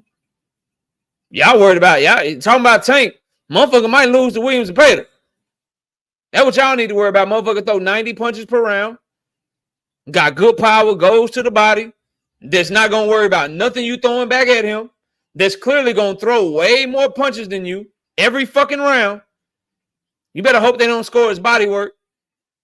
Because he ain't going to give a fuck about missing. He's just going to let them bitches go. Y'all need to be worried about him. It's a bad style matchup for Shakur. Y'all going to see. Don't worry. Y'all always see it when it's too late. Always. Y'all always see the shit when it's too late. No way he 9-3 Zepeda. He couldn't even 9-3. He couldn't even 9-3 motherfucking Edwin De Los Santos, but he gonna 9-3 Zepeda. Okay, bro. Y'all boys bugging. Man, come on, KO. Shakur will dust Zepeda. What has he put on film to make you believe that? I'm curious, bro. Y'all just be chatting, bro. Y'all just be chatting. What has he put on film that makes you just say this washing is going to occur? What did he put on film? What did he put on film? You think Shakur a scrub or something? You sound foolish. No, I don't think he a scrub. Y'all treating Zepeda like he a scrub. What's Zepeda put on film? A motherfucker that don't care about nothing, that's coming forward throwing 100 punches. They got an underrated jab that's a southpaw that's long and strong and bigger than anybody that Shakur ever fought. He ain't shit. Cool. What did he put on film to make y'all say that, bro? Why are we throwing Zepeda in the way of Shakur versus Tank, though? Because Shakur is fighting Zepeda next. since WBC mandatory. Shakur threw fucking Zepeda in front of Tank by signing to Eddie Hearn. He threw him in front of Tank. We didn't put him in front of Tank. Shakur did. The fuck? How was he a distraction when he up next? He signed a 2-fight deal to fight that nigga. What are y'all talking about, bro? He's literally fighting him next. How am I putting him in front of him? Shakur put himself in front of him by signing to fight him. Then he said if he don't get Zepeda, he wants motherfucking Floyd Schofield. Y'all gonna blame Tank for that too? No, Blunt. I just don't think he's what you think he is. I think Shakur Stevenson is a very good defensive fighter. Weak mentally and subpar offense. Very good defensively. That's what I think. But I hope that answers your question. We got to talk about Zepeda because that's the next fight. Guess y'all forgot that, though. Shout out Tay with being a member for 21 straight months. The power advantage is moot because Bivol said in the interview Canelo has more one-punch power. DJ 7 for life being a member for 20 straight months. We salute Knockout Boxing for 20 months. Appreciate you, dog. Shout out to D Free being a member for 8 straight months. A close fight is not a robbery, dog. Shout out to Jalen James, 5-piece. No biscuit in the super chat. Shakur can definitely outbox Zepeda, just like Liam did Matias. Liam stood on business, though. Liam made shit shake. Liam got his fucking respect. Yeah, Shakur would have to do that. I'm not saying he can or can't, but this idea he washing something, boy, y'all crazy. Y'all crazy, dog. He gonna have to swim without getting wet. He cannot be moving around the ring. He gonna have to be on that barely make him miss and make him pay shit. That Jamel Herring shit. This ain't 5'2" Oscar Valdez with a left hook. Woke sports fans, salute KO in the great chat. Blessings to you and the fam. Salute Woke. Being a member. What's up, man? Welcome back to the membership. Shout out Big Dog Willie being a member for 13 straight months. KO and the Tanking Maniacs hating like usual. Okay, bro. I'm just asking questions. I'm just giving y'all my opinion. That's cool. When it turned out to be right, y'all will come over here and then what? KO don't ever speak on Tank's flaws. I have plenty of times. He doesn't use his jab enough. I don't like that he waits. I think it makes for fun entertainment. I would like him to start faster. And he's short, which he can't help. That slow starting stuff could come back to bite him one day. And I don't think he uses his jab enough. Yeah. Other than that, I got nothing for you. Shout out Drink More Water. What's up, homie? King G, what's good? Bivol versus Beterbiev was a high-level match, just like Hagler versus Leonard, only this time the puncher won. No robbery. If the fight would have went on till someone dropped, Arthur would have killed Bivol. He going to do him bad in the rematch.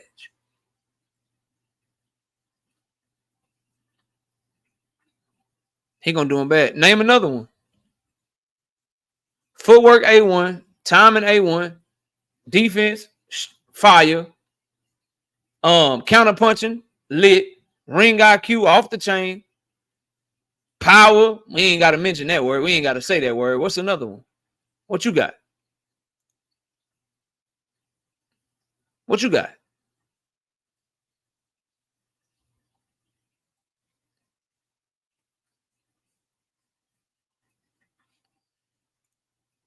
Footwork suspect. He wouldn't get hit as much if it was A1. Okay. Footwork is suspect. He has some of the best footwork and balance in boxing. That's how he generates his power. And his footwork is so good. That's why his shots are always on balance and you never see him off balance. He's knocked people out using lateral movement to walk them into shots. He's knocked them out while cutting off the ring and hunting them down as well. You're talking about footwork suspect, bro. What are you talking about, bro?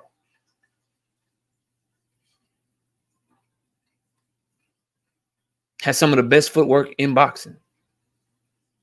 Can do it forwards and backwards. You know who footwork is suspect, though? That guy that couldn't cut off the ring against Artem. We can talk. Told y'all, man, I ain't no filter. We can tell the truth. You know who footwork is suspect? The dude that need to go back and work on cutting off the goddamn ring.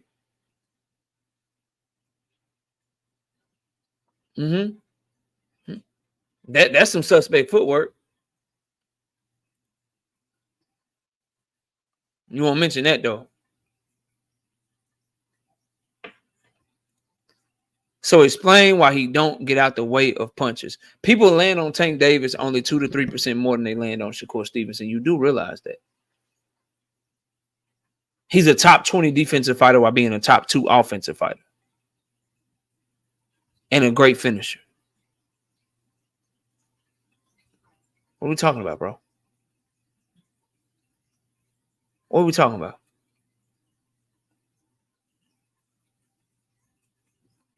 What do you mean, bro? Like, I'm really confused by these comments, Blunt. I'm confused, bro.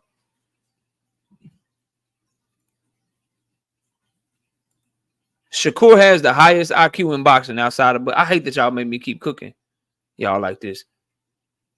I hate that y'all make me keep doing this. Highest IQ in boxing outside of Bud. Where can I go to watch Shakur Stevenson be forced to show off his ring IQ in a fight? Where can I go? Where can I go to watch him show off this ring IQ y'all say he got?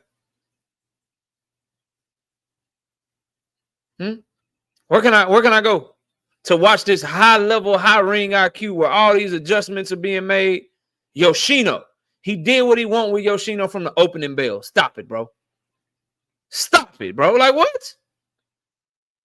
What? This high IQ. When does he put this on display in the ring, bro? Every fight, he wins off his bro. Y'all, what do y'all know what y'all looking at? He has won every single fight in his career because of his talent. He hasn't had to go to a second or third gear. He hasn't had to change up the game plan. He hasn't had to do anything. He has won every fight that he's ever been in just because he's more talented than them. What are y'all talking about, bro?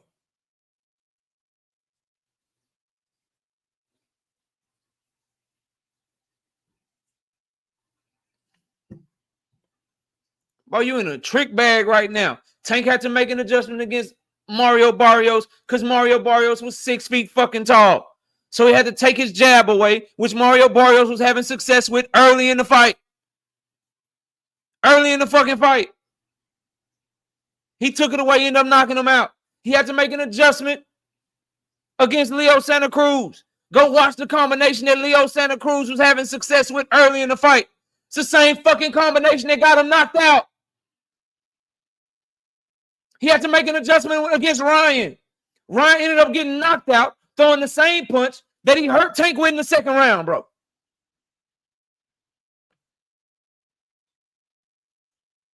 What are you? Do y'all watch boxing, bro?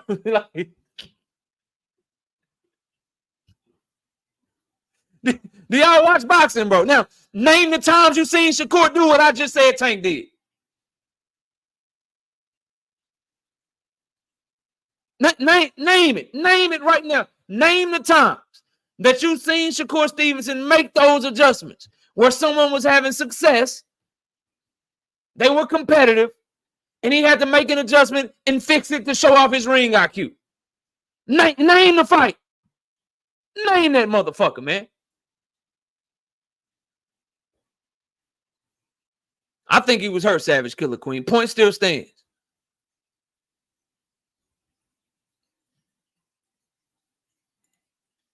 So you're proving my point. How can you speak on his ring IQ if you've never seen him have to make adjustments? You cooked. You cooked. You cooked. And then this is how you bow out gracefully. This is how you bow out like a man and take your ass whooping like a man and try again. This is how you bow out gracefully. Everybody take notes from my homie Blunt. Take notes from him. That's how you bow out gracefully. Gracefully, bro. Say what? Man, I'm jumping on that shit tonight, dog. What? We about to rob their ass.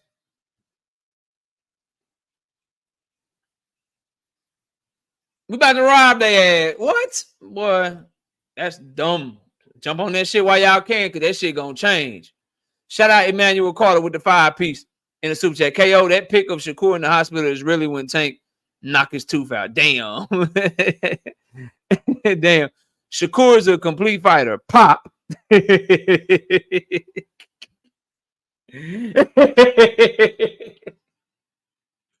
start off line. I can't even read the rest. Pop. He got pop. Shakur got that crack in his hand. He got pop.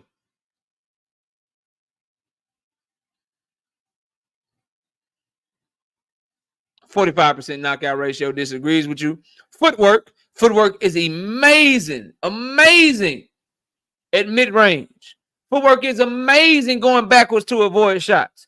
Footwork is absolutely trash going forward out his own mouth.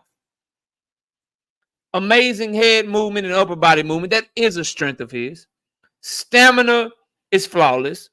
I have not seen him be tested late in the fight, but he do stay in shape. He stay in the gym. I will give you that. Accurate puncher. He is one of the most accurate punchers in boxing, but you cannot call him complete because that accuracy is overshadowed by the fact that he doesn't let his hands go and throwing combinations. It's overshadowed by the fact that he don't got no power. You said he got pop. He got a 45% knockout ratio. No, sir. He doesn't have the footwork that you're alluding to because he doesn't fight well moving forward. A la Teofimo Lopez. But hey, tell yourself whatever you want to tell yourself, bro. Tell yourself whatever you want to tell yourself.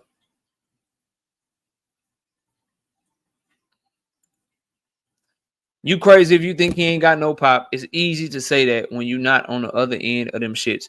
It's easy to say that when you've had 22 fights, started your career at featherweight, and you've never been over a 50% knockout ratio. You've been going around 50 your entire career. So it's very easy to say. It's very easy to say. He started off his career in the 50s, won his first fight by decision, second fight by knockout, third fight by decision, fourth fight by knockout, fifth fight by decision. So 5 fights in, he got 3 decisions and 2 knockouts. 6 fights in, he got 3 knockouts and 3 decisions. 7 fights in, he got 4 knockouts and 3 decisions. 8 fights in, he got 4 knockouts and 4 decisions. 9 fights in, 5 knockouts, 4 decisions. 10 fights in, he got 6 knockouts and 4 decisions. 11 fights in, 6 knockouts, 5 decisions. 12 fights in, 7 knockouts, 5 decisions. And it keeps going on. And then 1, 2, 3, 4, 5, 6, 7. 6 of his next 7 fights were all by decision. He has been hovering at 50% stoppages from the moment he was fighting cab drivers, bro. Yes, I can say he don't got pop because of that shit. You know, the types of fighters that Abdullah Mason knocks the fuck out. The types of fighters that Keyshawn Davis knocks out. The types of guys that Raymond Muratalla knocks out. Shakur Stevenson goes the distance with them. Goes the distance with them. So, yeah, I can say that.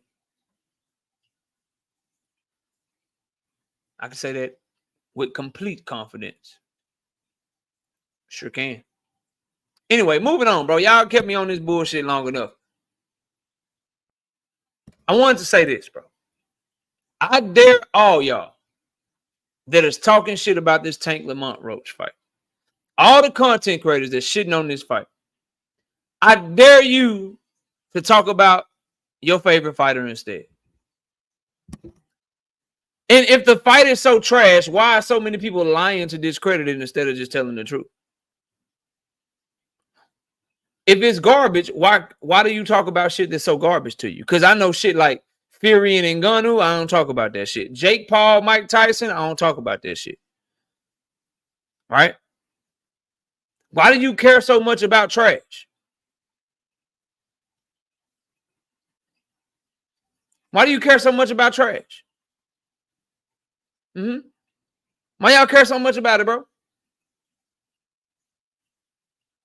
I dare you. I dare all of you to stop making videos about the fight. Stop making live streams about the fight. If you in the chat and you this shit trash, this shit garbage, I dare you to stop clicking on links and going into the chat room and typing in shit. I dare you to stop. Because you don't care, right? It's garbage. Don't nobody care about this fight. Don't nobody want to see this fight. So why y'all talk about it all day? Why are videos and channels and shit dedicated to talking about this fight? No, Drink. No, fuck that. No, fuck that. They don't do it for the clicks. We only calling out Tank because we love the sport of boxing. Tank is not good for the sport of boxing. No, they don't do it for the clicks. Let them tell it. No, we love the sport. We just want to see the best possible fight. We just want to see the best possible fight. We're doing this for the sport. We hating for the sport. Everybody's saying this. Everybody's saying this is trash. We doing this shit for the sport. No, Drink, they ain't doing it for the views. No, this for the sport. Bitch, y'all can't though. Guaranteed, bro. Guaranteed. You gonna see live stream after live stream, video after video, comment after comment of people hating on this fight, no matter what, while claiming they don't give a fuck about it. I don't know about y'all, but I don't give my time to the shit I don't care about, bro. How you don't care about it, but it's all you talk about at the same time.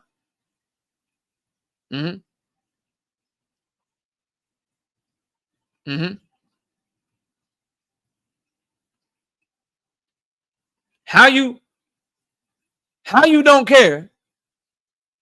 How you don't care, but you spend your whole day talking about it at the same time? And let me ask you this. If it's so trash, why do y'all have to lie to discredit the fight? If the fight is so trash, you should be able to discredit it by telling the truth. Yeah, Incel, what up? You should be, if this fight is so garbage, you should be able to discredit this fucking fight by telling the truth. Woke, 95% of the Devin Haney fans I've ran into are hating on this fight. 95%.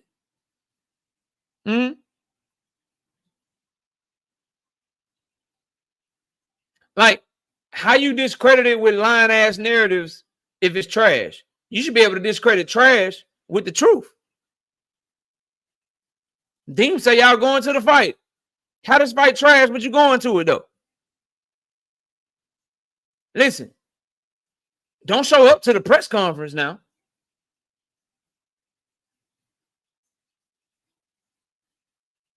This fight trash. Don't nobody want this fight. Don't nobody want this shit. Hey, man, let me get a question in, Tank. Can I get a question, Tank? Yeah, let me get a question real quick. Don't go to the press conference.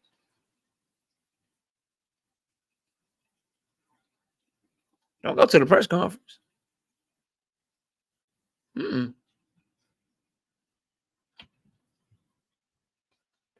Don't do that. Don't pull up to the press conference. Don't ask no questions. Don't cover it and shit.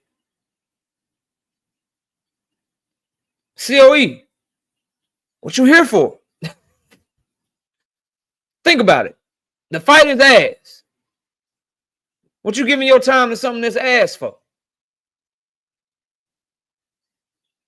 Let's think about what we give our time to. The fight is ass. You say it's garbage. What you giving your time to it for? Go somewhere where they talking about Usyk and Fury too.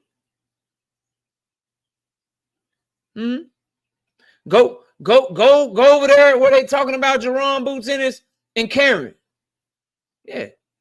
Go. They got to be talking about Keyshawn Davis somewhere, right? Because this fight trash. COE, I'm just popping shit. Come on.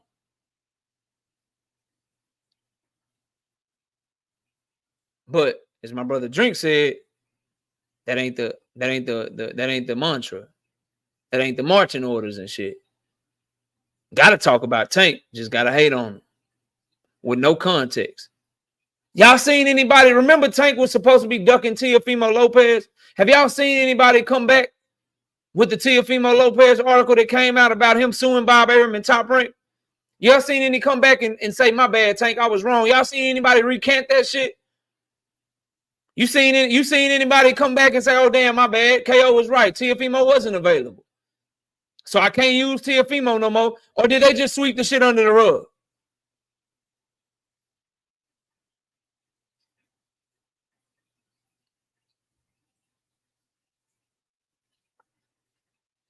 Anybody? Anybody? Anybody say, my bad, bro, my fault? Like, damn, that nigga really wasn't available. That nigga really wasn't available. He really is suing Top Rank like KO said. He really can't fight till he get that Top Rank shit in order. I maybe shouldn't have said Tank ducked him. Where them videos at? Where them comments at? What about this Edwin De Los Santos shit? Hey, Edwin De Los Santos available, KO. He said he available. He's available to fight, KO. Cool. Who he fighting before the end of the year? Nigga named nobody. If he available, how come he not fighting? If he wasn't nursing a shoulder injury, if he wasn't hurt,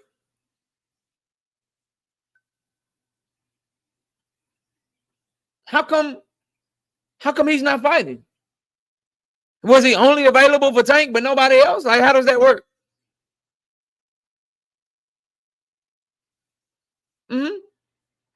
I need answers to these questions. Ain't nobody answer my goddamn question. I know y'all know how to type, bro. Everybody in here don't agree with me. Some of you are shadow watching. Some of you are hating ass. Some of you got channels and shit. Some of y'all is channel watching. Some of y'all is over here. Gonna talk about my shit tomorrow. Gonna throw subliminals. Gonna throw subliminals and shit tomorrow. But won't address what I'm saying right here, right now. And that is this, bro. If Edwin De Los Santos is available to fight Tank, as his trainer says, as y'all say Tank could have fought him, how come he ain't fighting nobody else right now?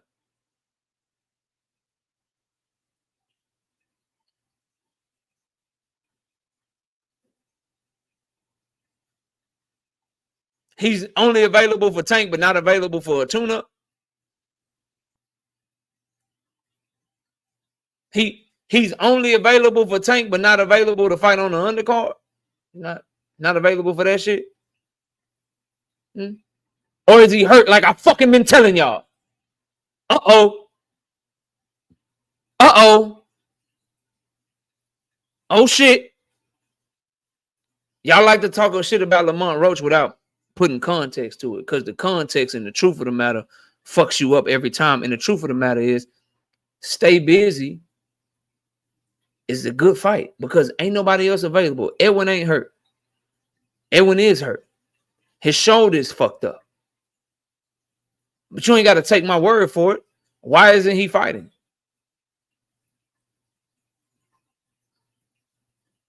That's cool. He not hurt, KO. Cool. Why he not fighting? How come they announced Rayo's fight with Pitbull on the Benavidez undercard, but how come Edwin ain't fighting nobody? My brother. What's up, right side? Good to see you, homie. Hope all is well with you. Salute to my brother, right side. I don't know. He ain't hurt, though. Okay, so I'm just lying to you. Okay, dog.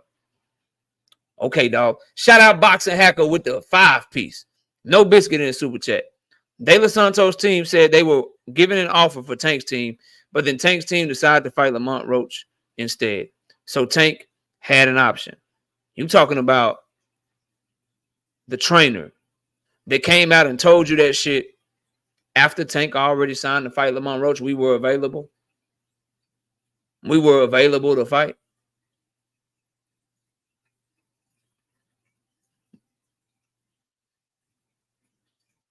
after that? Why did he wait till after Tank already announced the fight? Why wasn't he calling out Tank? Why didn't he do anything? And I did not hear him say, if you're talking about that Mill City shit, I did not see him say that on Mill City. I saw him say they were available. He never said they got an offer. And he waited until after the announcement. Why weren't they calling for the fight before then? Stop believing shit that people tell you when they just trying to clout chase, dog.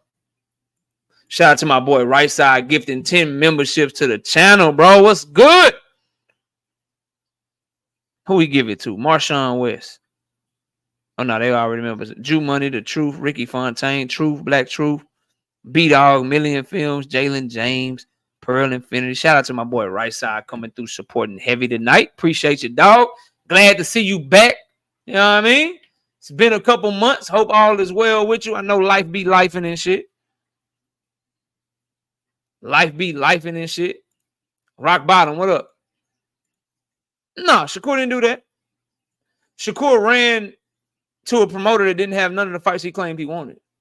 I want Loma, went to Matchroom. I want Navarrete, went to Matchroom. I want Ryan Garcia, went to Matchroom. I want William Zepeda, went to Matchroom. I want Tank Davis, went to Matchroom. I want Pitbull, went to Matchroom. I even take Floyd, Schofield, Kid Austin, went to Matchroom. Not the same thing. You thought you had one though, huh? Damn, that shit must hurt. Damn, that shit must hurt. I'm with you, stay dangerous. What's up?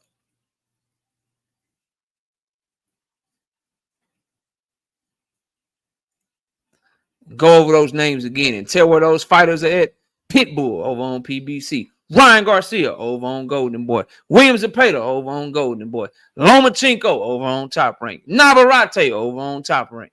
Tank Davis over on PBC. He signed to the one motherfucking promoter that don't got none of them names. Let me guess. That's a coincidence, though. He want all the smoke. He want all the smoke. He want all the smoke. It's Tank fault. He want all the smoke. That nigga want all the goddamn smoke. He want all the smoke. He want all the smoke.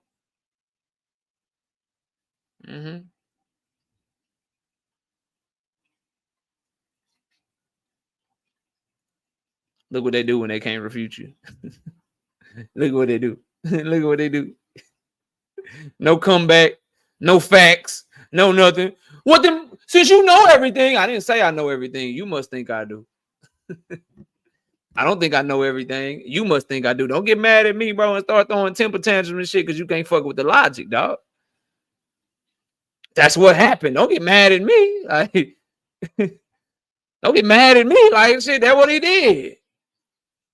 And you talk about them other fighters not being 35-pound fighter, nigga. How many fights Cordina got at 135?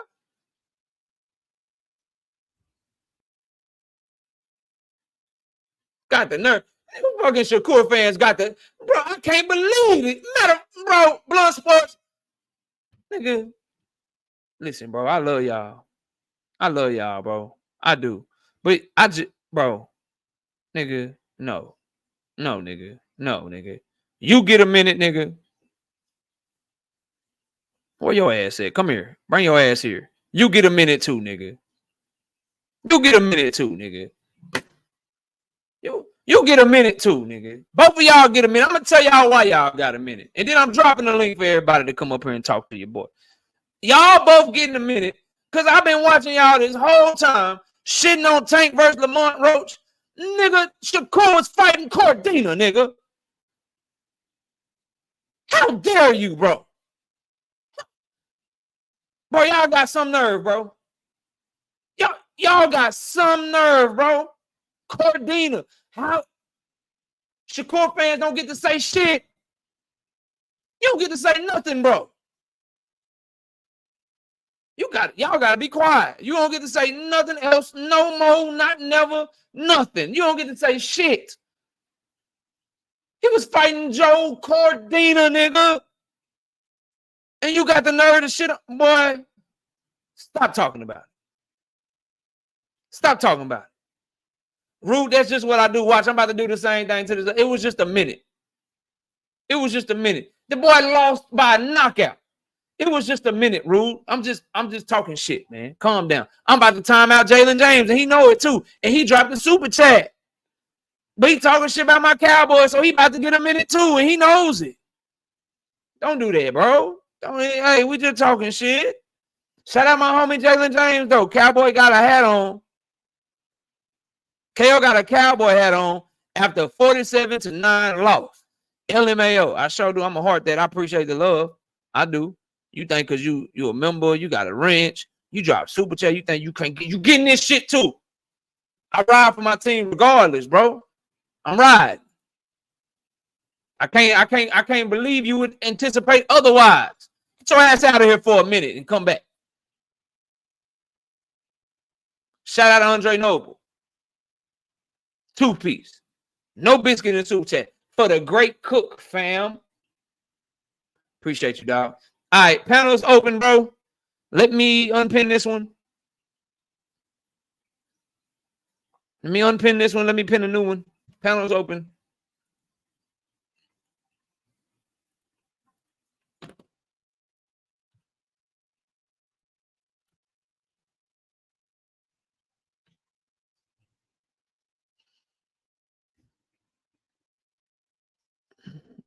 Stop it, COE. That fight happened because they both got paid by Turkey, bro. Their own promoters wasn't trying to pay for the fight, bro. All right, there we go. There we go. There's the link. There's the link. Boom. Boom. Boom. All right, what's up, y'all? What's going down with everybody? What's still, bro? Chilling. Y'all go ahead. Dean, what's up, man? What you got for the show? I just want to say to Boxing Hacker whole argument, you want to know what you got to do if you the underdog and you want to have that style and win, you should do what my man Karan Davis did against Elijah Garcia. That's first of all. If you do want to win, that's what you should do. That's a perfect example for you. Oh, yeah, all Earthmen. Shakur put out again, me signing to Eddie Hearn don't mean nothing because me and Gervonta Davis is going to happen. And I told Shakur Stevenson, I said, okay, we're going to hold you to that. But he did call everybody else a duck, like 10 minutes prior to that. So, again, he's not calling Gervonta a duck and saying a fight going to happen, but everybody continue. That's all I got to say. No, he's sadly mistaken, bro. They're not fighting it. He going to have to leave Eddie for that fight to happen. He tripping. Exactly. That's what I said. I don't think so. I think Hey, guess what, Knockout? Ain't nobody care. No, hold on, y'all. Guess what, y'all? I know that already, but he said it, so I'm holding to it. We got to hold men. We got to hold men to what they say. Like, why would you want? And then why would you want somebody? Like, it's the stupidest shit ever, bro. Like, why would you want somebody in your pockets when you don't have to?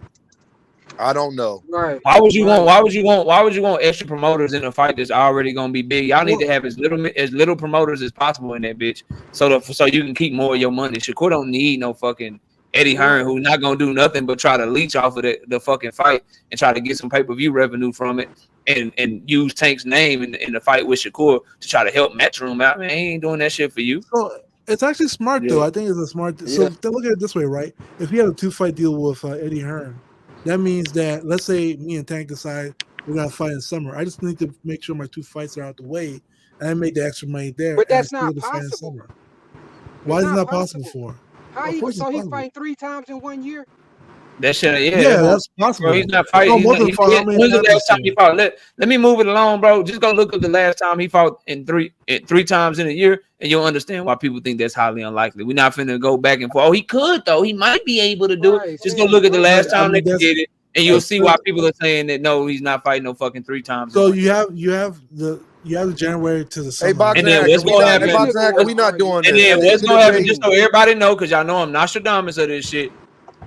What's gonna happen is all of a sudden everybody's gonna know that Shakur got a 2-fight deal. They're gonna know he owe Eddie another fight, and it's gonna be, oh, why don't Tank send the contract? He can get out that deal for Tank. That other fight don't mean nothing. Why he can't just do this? Why he can't? It's gonna be the same shit over and over and over and over again with you niggas, bro. I'm telling you, I already know the I play. think that happened.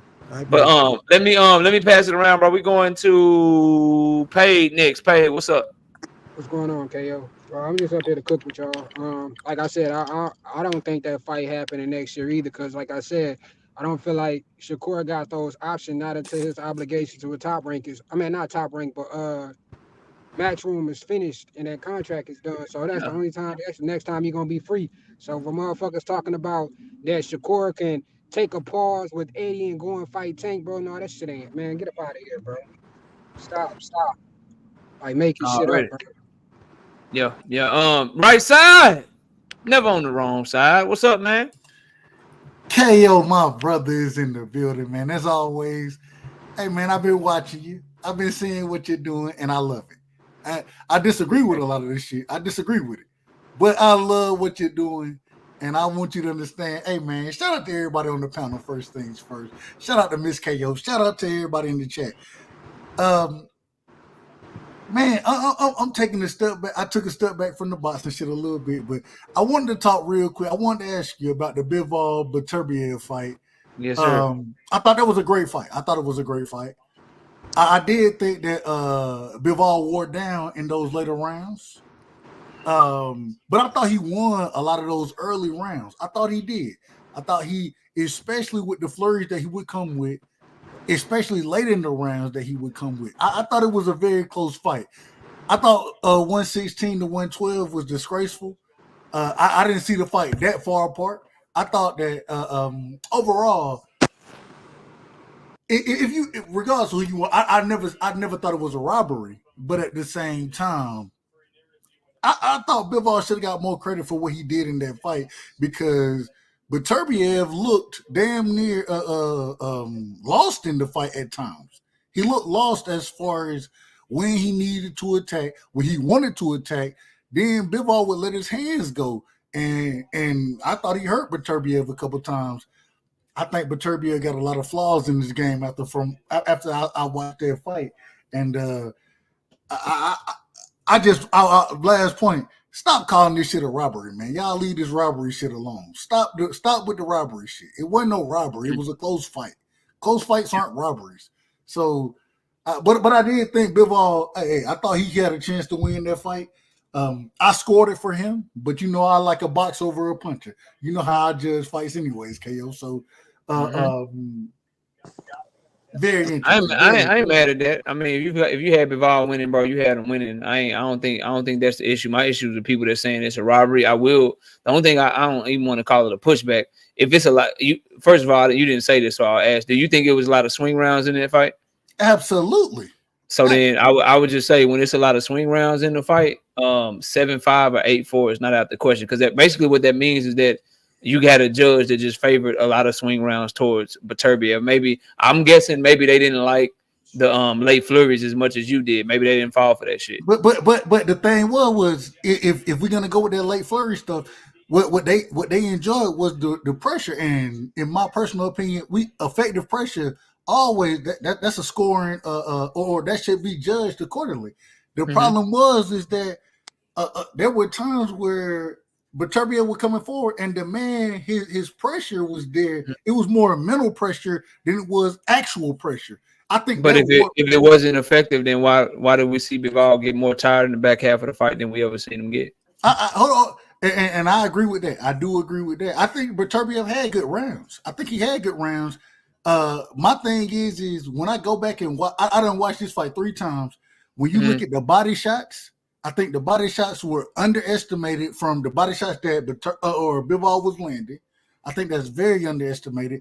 And I think that although, yes, the mental pressure is somewhat a part of it, hell, we never expect. I'm gonna be honest with you. I picked Beterbiev to win by the 9th round. I thought it would be a 9th round knockout. And when I seen Bivol sit here and weather the storm continuously, but then sit there and go back at his act. No, I got to give credit to that. You give credit to it. You give credit to it. You 100% right, but credit to where he won. Like I think a little bit of it is the expectations for Beterbiev is so high to where Like Bivol did good. He didn't get knocked out. So a lot of people like, yo, Bivol. But in reality, he fought well. It was very competitive through the first 6 or 7 rounds. And then Beterbiev just stepped on him, bro, for the whole rest of the fight. And he went into survival mode. I give you those last rounds. I give you the championship rounds, and he won 8. He won 8. 9 was a close round, and then he won 10 through 12, clearly. And this is why I can't argue. I can't really argue with it because championship rounds mean something in the sport of boxing. And Bivol just seemed like shit. He wasn't even, and I say this respectfully, he wasn't even there to really to make it a fight. He wanted to outbox him.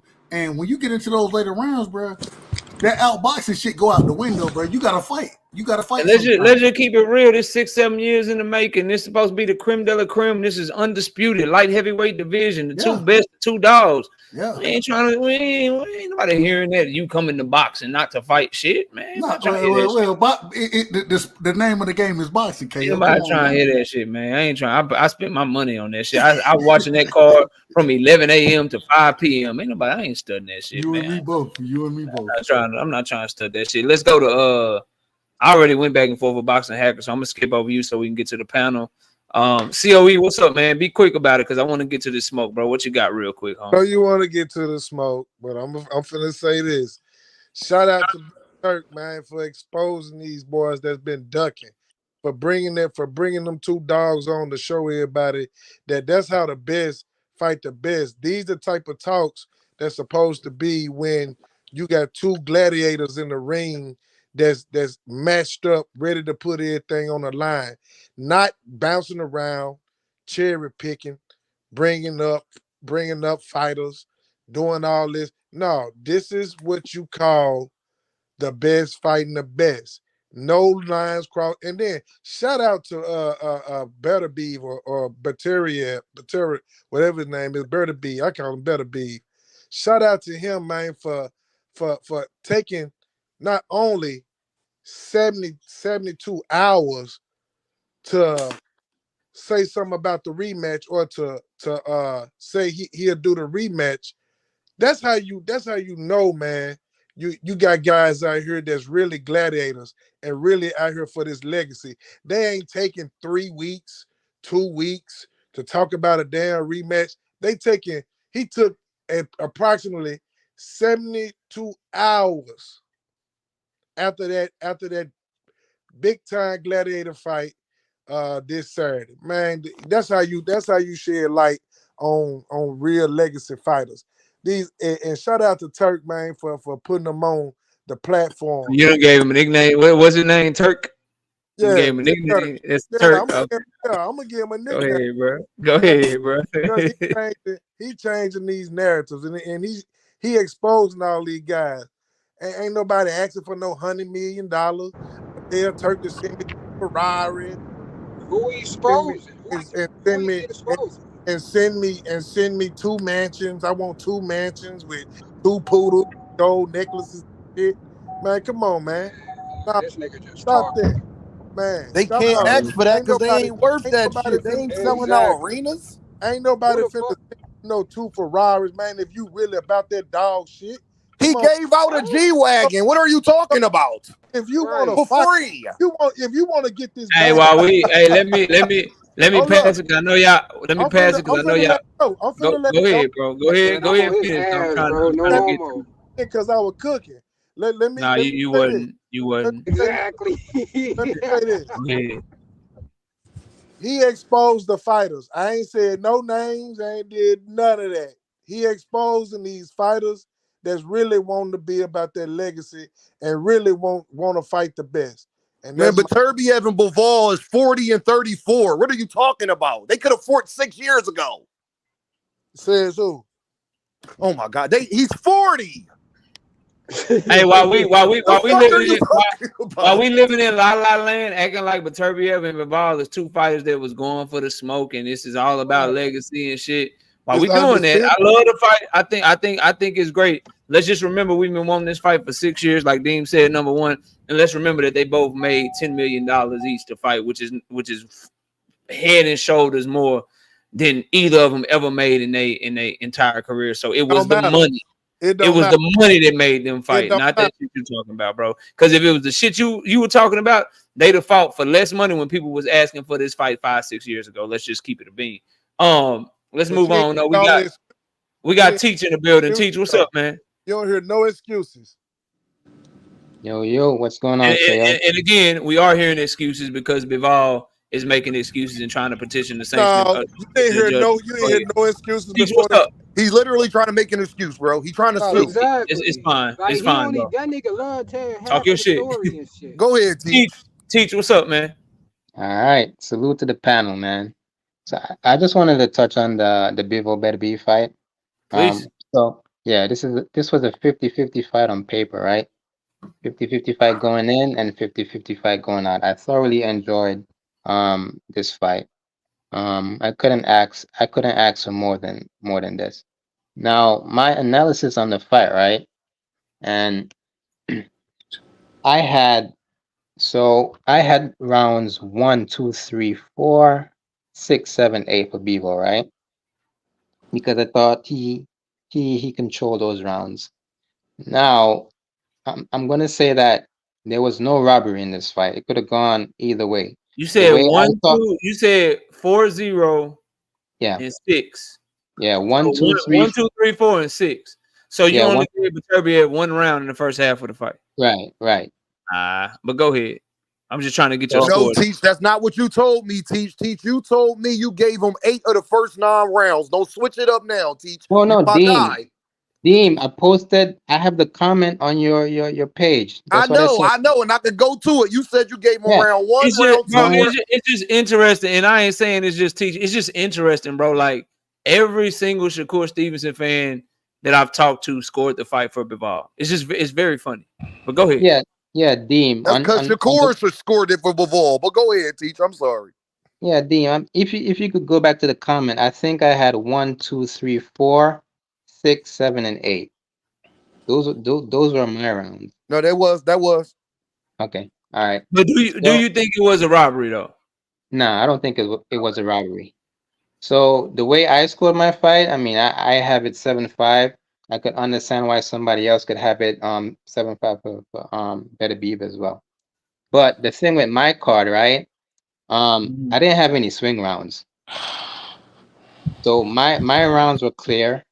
I don't The see how, rounds that bro. I think that fight was close as shit. I don't see how you could watch that so fight and it's a lot of rounds that were not clear at all. But well, yeah, well, just for me, the rounds that I scored for Bivol, I had it clear, and the rounds that I scored for Better Beef, I had it cleared.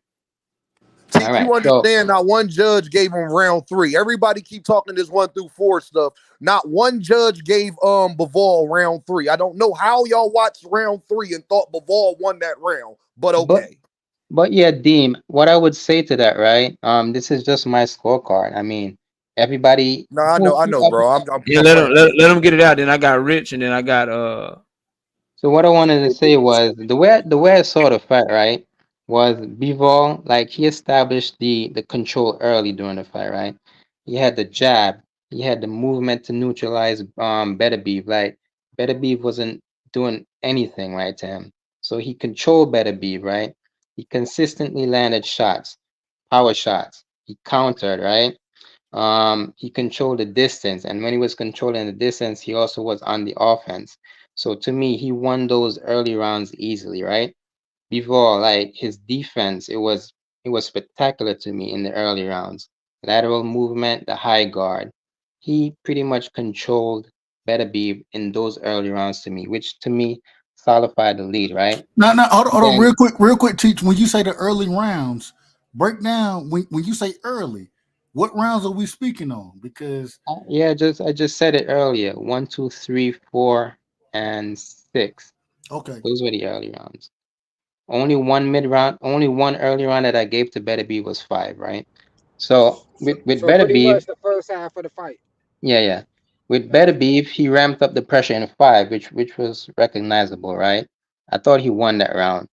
Um, you could see in the later rounds, like Better Beef, he started to break through Bivol's guard, draining the stamina. So that's why you see Bivol was moving a little less and started to shell up. He had a lot more heavy shots.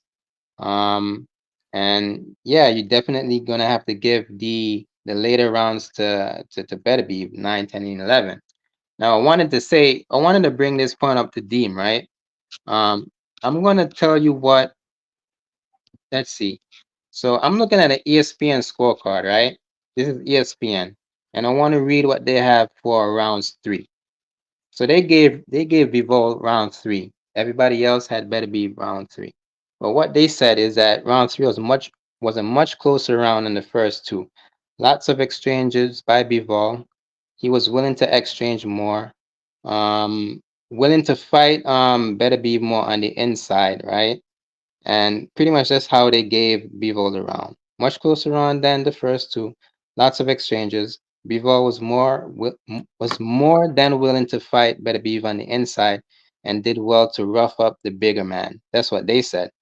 Also, the later rounds that we gave Better Beav, right? ESPN had Bivol winning rounds 9. They had Bivol winning rounds 10. And they had Bivol winning rounds 12.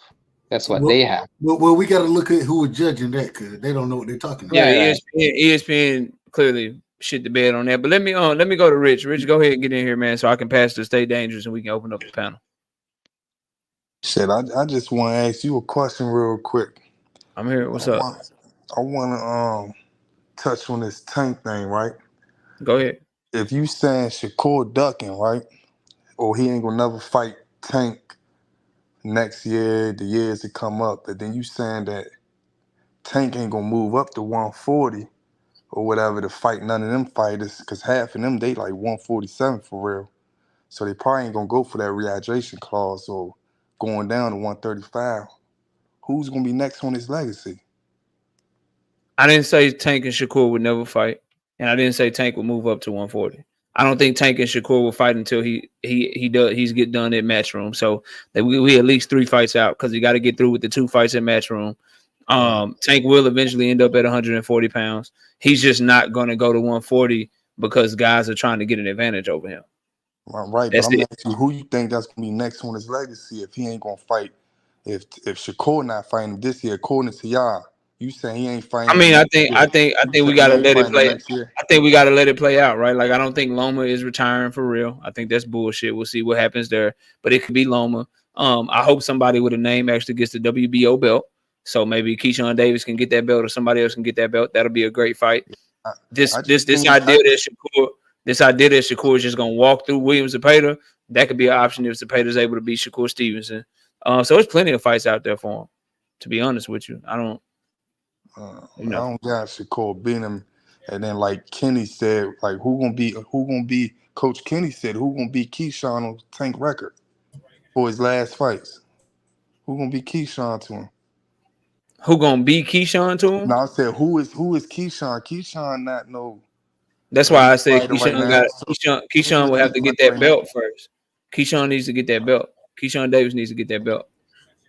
I just wanted to know Do because y'all really think Keyshawn would even contend with Tank? Do y'all believe that? I don't yeah, think none of I them think will, but I Yeah, think he'll do better than Barinchik. But, I but think that, he's that, ain't, trying to that do ain't better than hard. That's Roach. not hard. Yeah, so I don't want to see the Trying to do better Barinchik than fight. Lamont Dub, you Roach. asking the no. wrong person. Tank could beat them all to me. So you No, already know that. I think Keyshawn can hang with Tank, but I think Yeah, Tank gonna beat him. But that'd be a good fight. But I just that'll be wanted to know a way better what Who KO sport. has was saying. Keyshawn beat Man, for Keyshawn y'all in y'all beast. opinion? In I'm gonna y'all say that. opinion, who has Oh my! Keyshawn beat to prove that he can contend with Tank? I No, think Keyshawn. Nobody. I think Keyshawn nobody. to beat Frank Martin up, I and I didn't think ask. That ain't you, Keyshawn. Rich. Listen, That ain't the question I asked you. I said Listen, who listen has. to what I'm saying. Listen to I what I'm mean, saying. if you just use the eye test, Keyshawn looks like a skilled fighter. I got Tank winning the fight against Keyshawn. Yeah, But that'd be an interesting fight looking at it though, yeah. watching I it. think that'll be a very interesting I think matchup. that'd I be a think the When really you get build the up. eye I test think go the look alone, at what build up what to that Keyshawn fight will be said a better couple than the years fight. The ago. build up to that fight will be You electric. right. Yeah, you yeah, exactly right about that.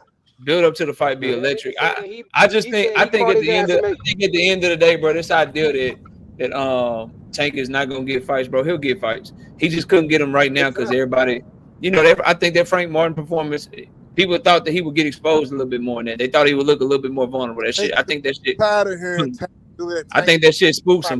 some people, bro. Man, Tank need to make the fight. He the A side. He need to pick who he want to Mhm. fight. Man, Fuck he all can't these shut up. damn. He can't make these motherfuckers get in the ring. God Yeah. What you the damn, I A mean, Hey, side? the last case of boxing never if had that any could problems. happen, if only that could happen, we'd be watching Tank and Loma instead of Tank and Roach. If only, Exactly. if only that, if only it was up to the A side to make the fight, bro. Right. Damn. Bro, Can't make these y'all got motherfuckers more fight excuses. him. If only the A side could just make a nigga do what he want him to do. So we got an excuse that Loma said he don't want to fight. That's Tank fault. That's an He excuse. could have fought Shakur. No, answer the question. Is that Tank fault that Loma don't want to fight? God damn, y'all. Is that Tank fault that Loma don't want to fight? Yes or no? It's not Tank's fault that Loma doesn't want to Oh, fight. all right. Then Earthman, please be quiet. Is that Tank's fault that Shakur say it's going to happen? You're a wild guy, Hold dude. up. Shakur don't even agree with this. Shakur don't even agree with this Earthman. Earthman. Y'all hold up, man. Let me get Stay Dangerous in here. He ain't said nothing. Stay Dangerous up, bro. Floor is yours. Earthman. Salute. What up? Chilling, man. What you got for the show, fam? I was saying, in my opinion, Beterbiev clearly beat Bivol. I feel like Bivol was doing pretty good, but he started to gas out, and Beterbiev just pressed the gas and started. It seemed like at one point, every time Beterbiev actually touched him, he kind of hurt Bivol, and I don't think anybody's talking about that. I don't think anybody's talking about in the third round how Bivol stopped throwing his fucking jab because he got caught with a body shot the round before.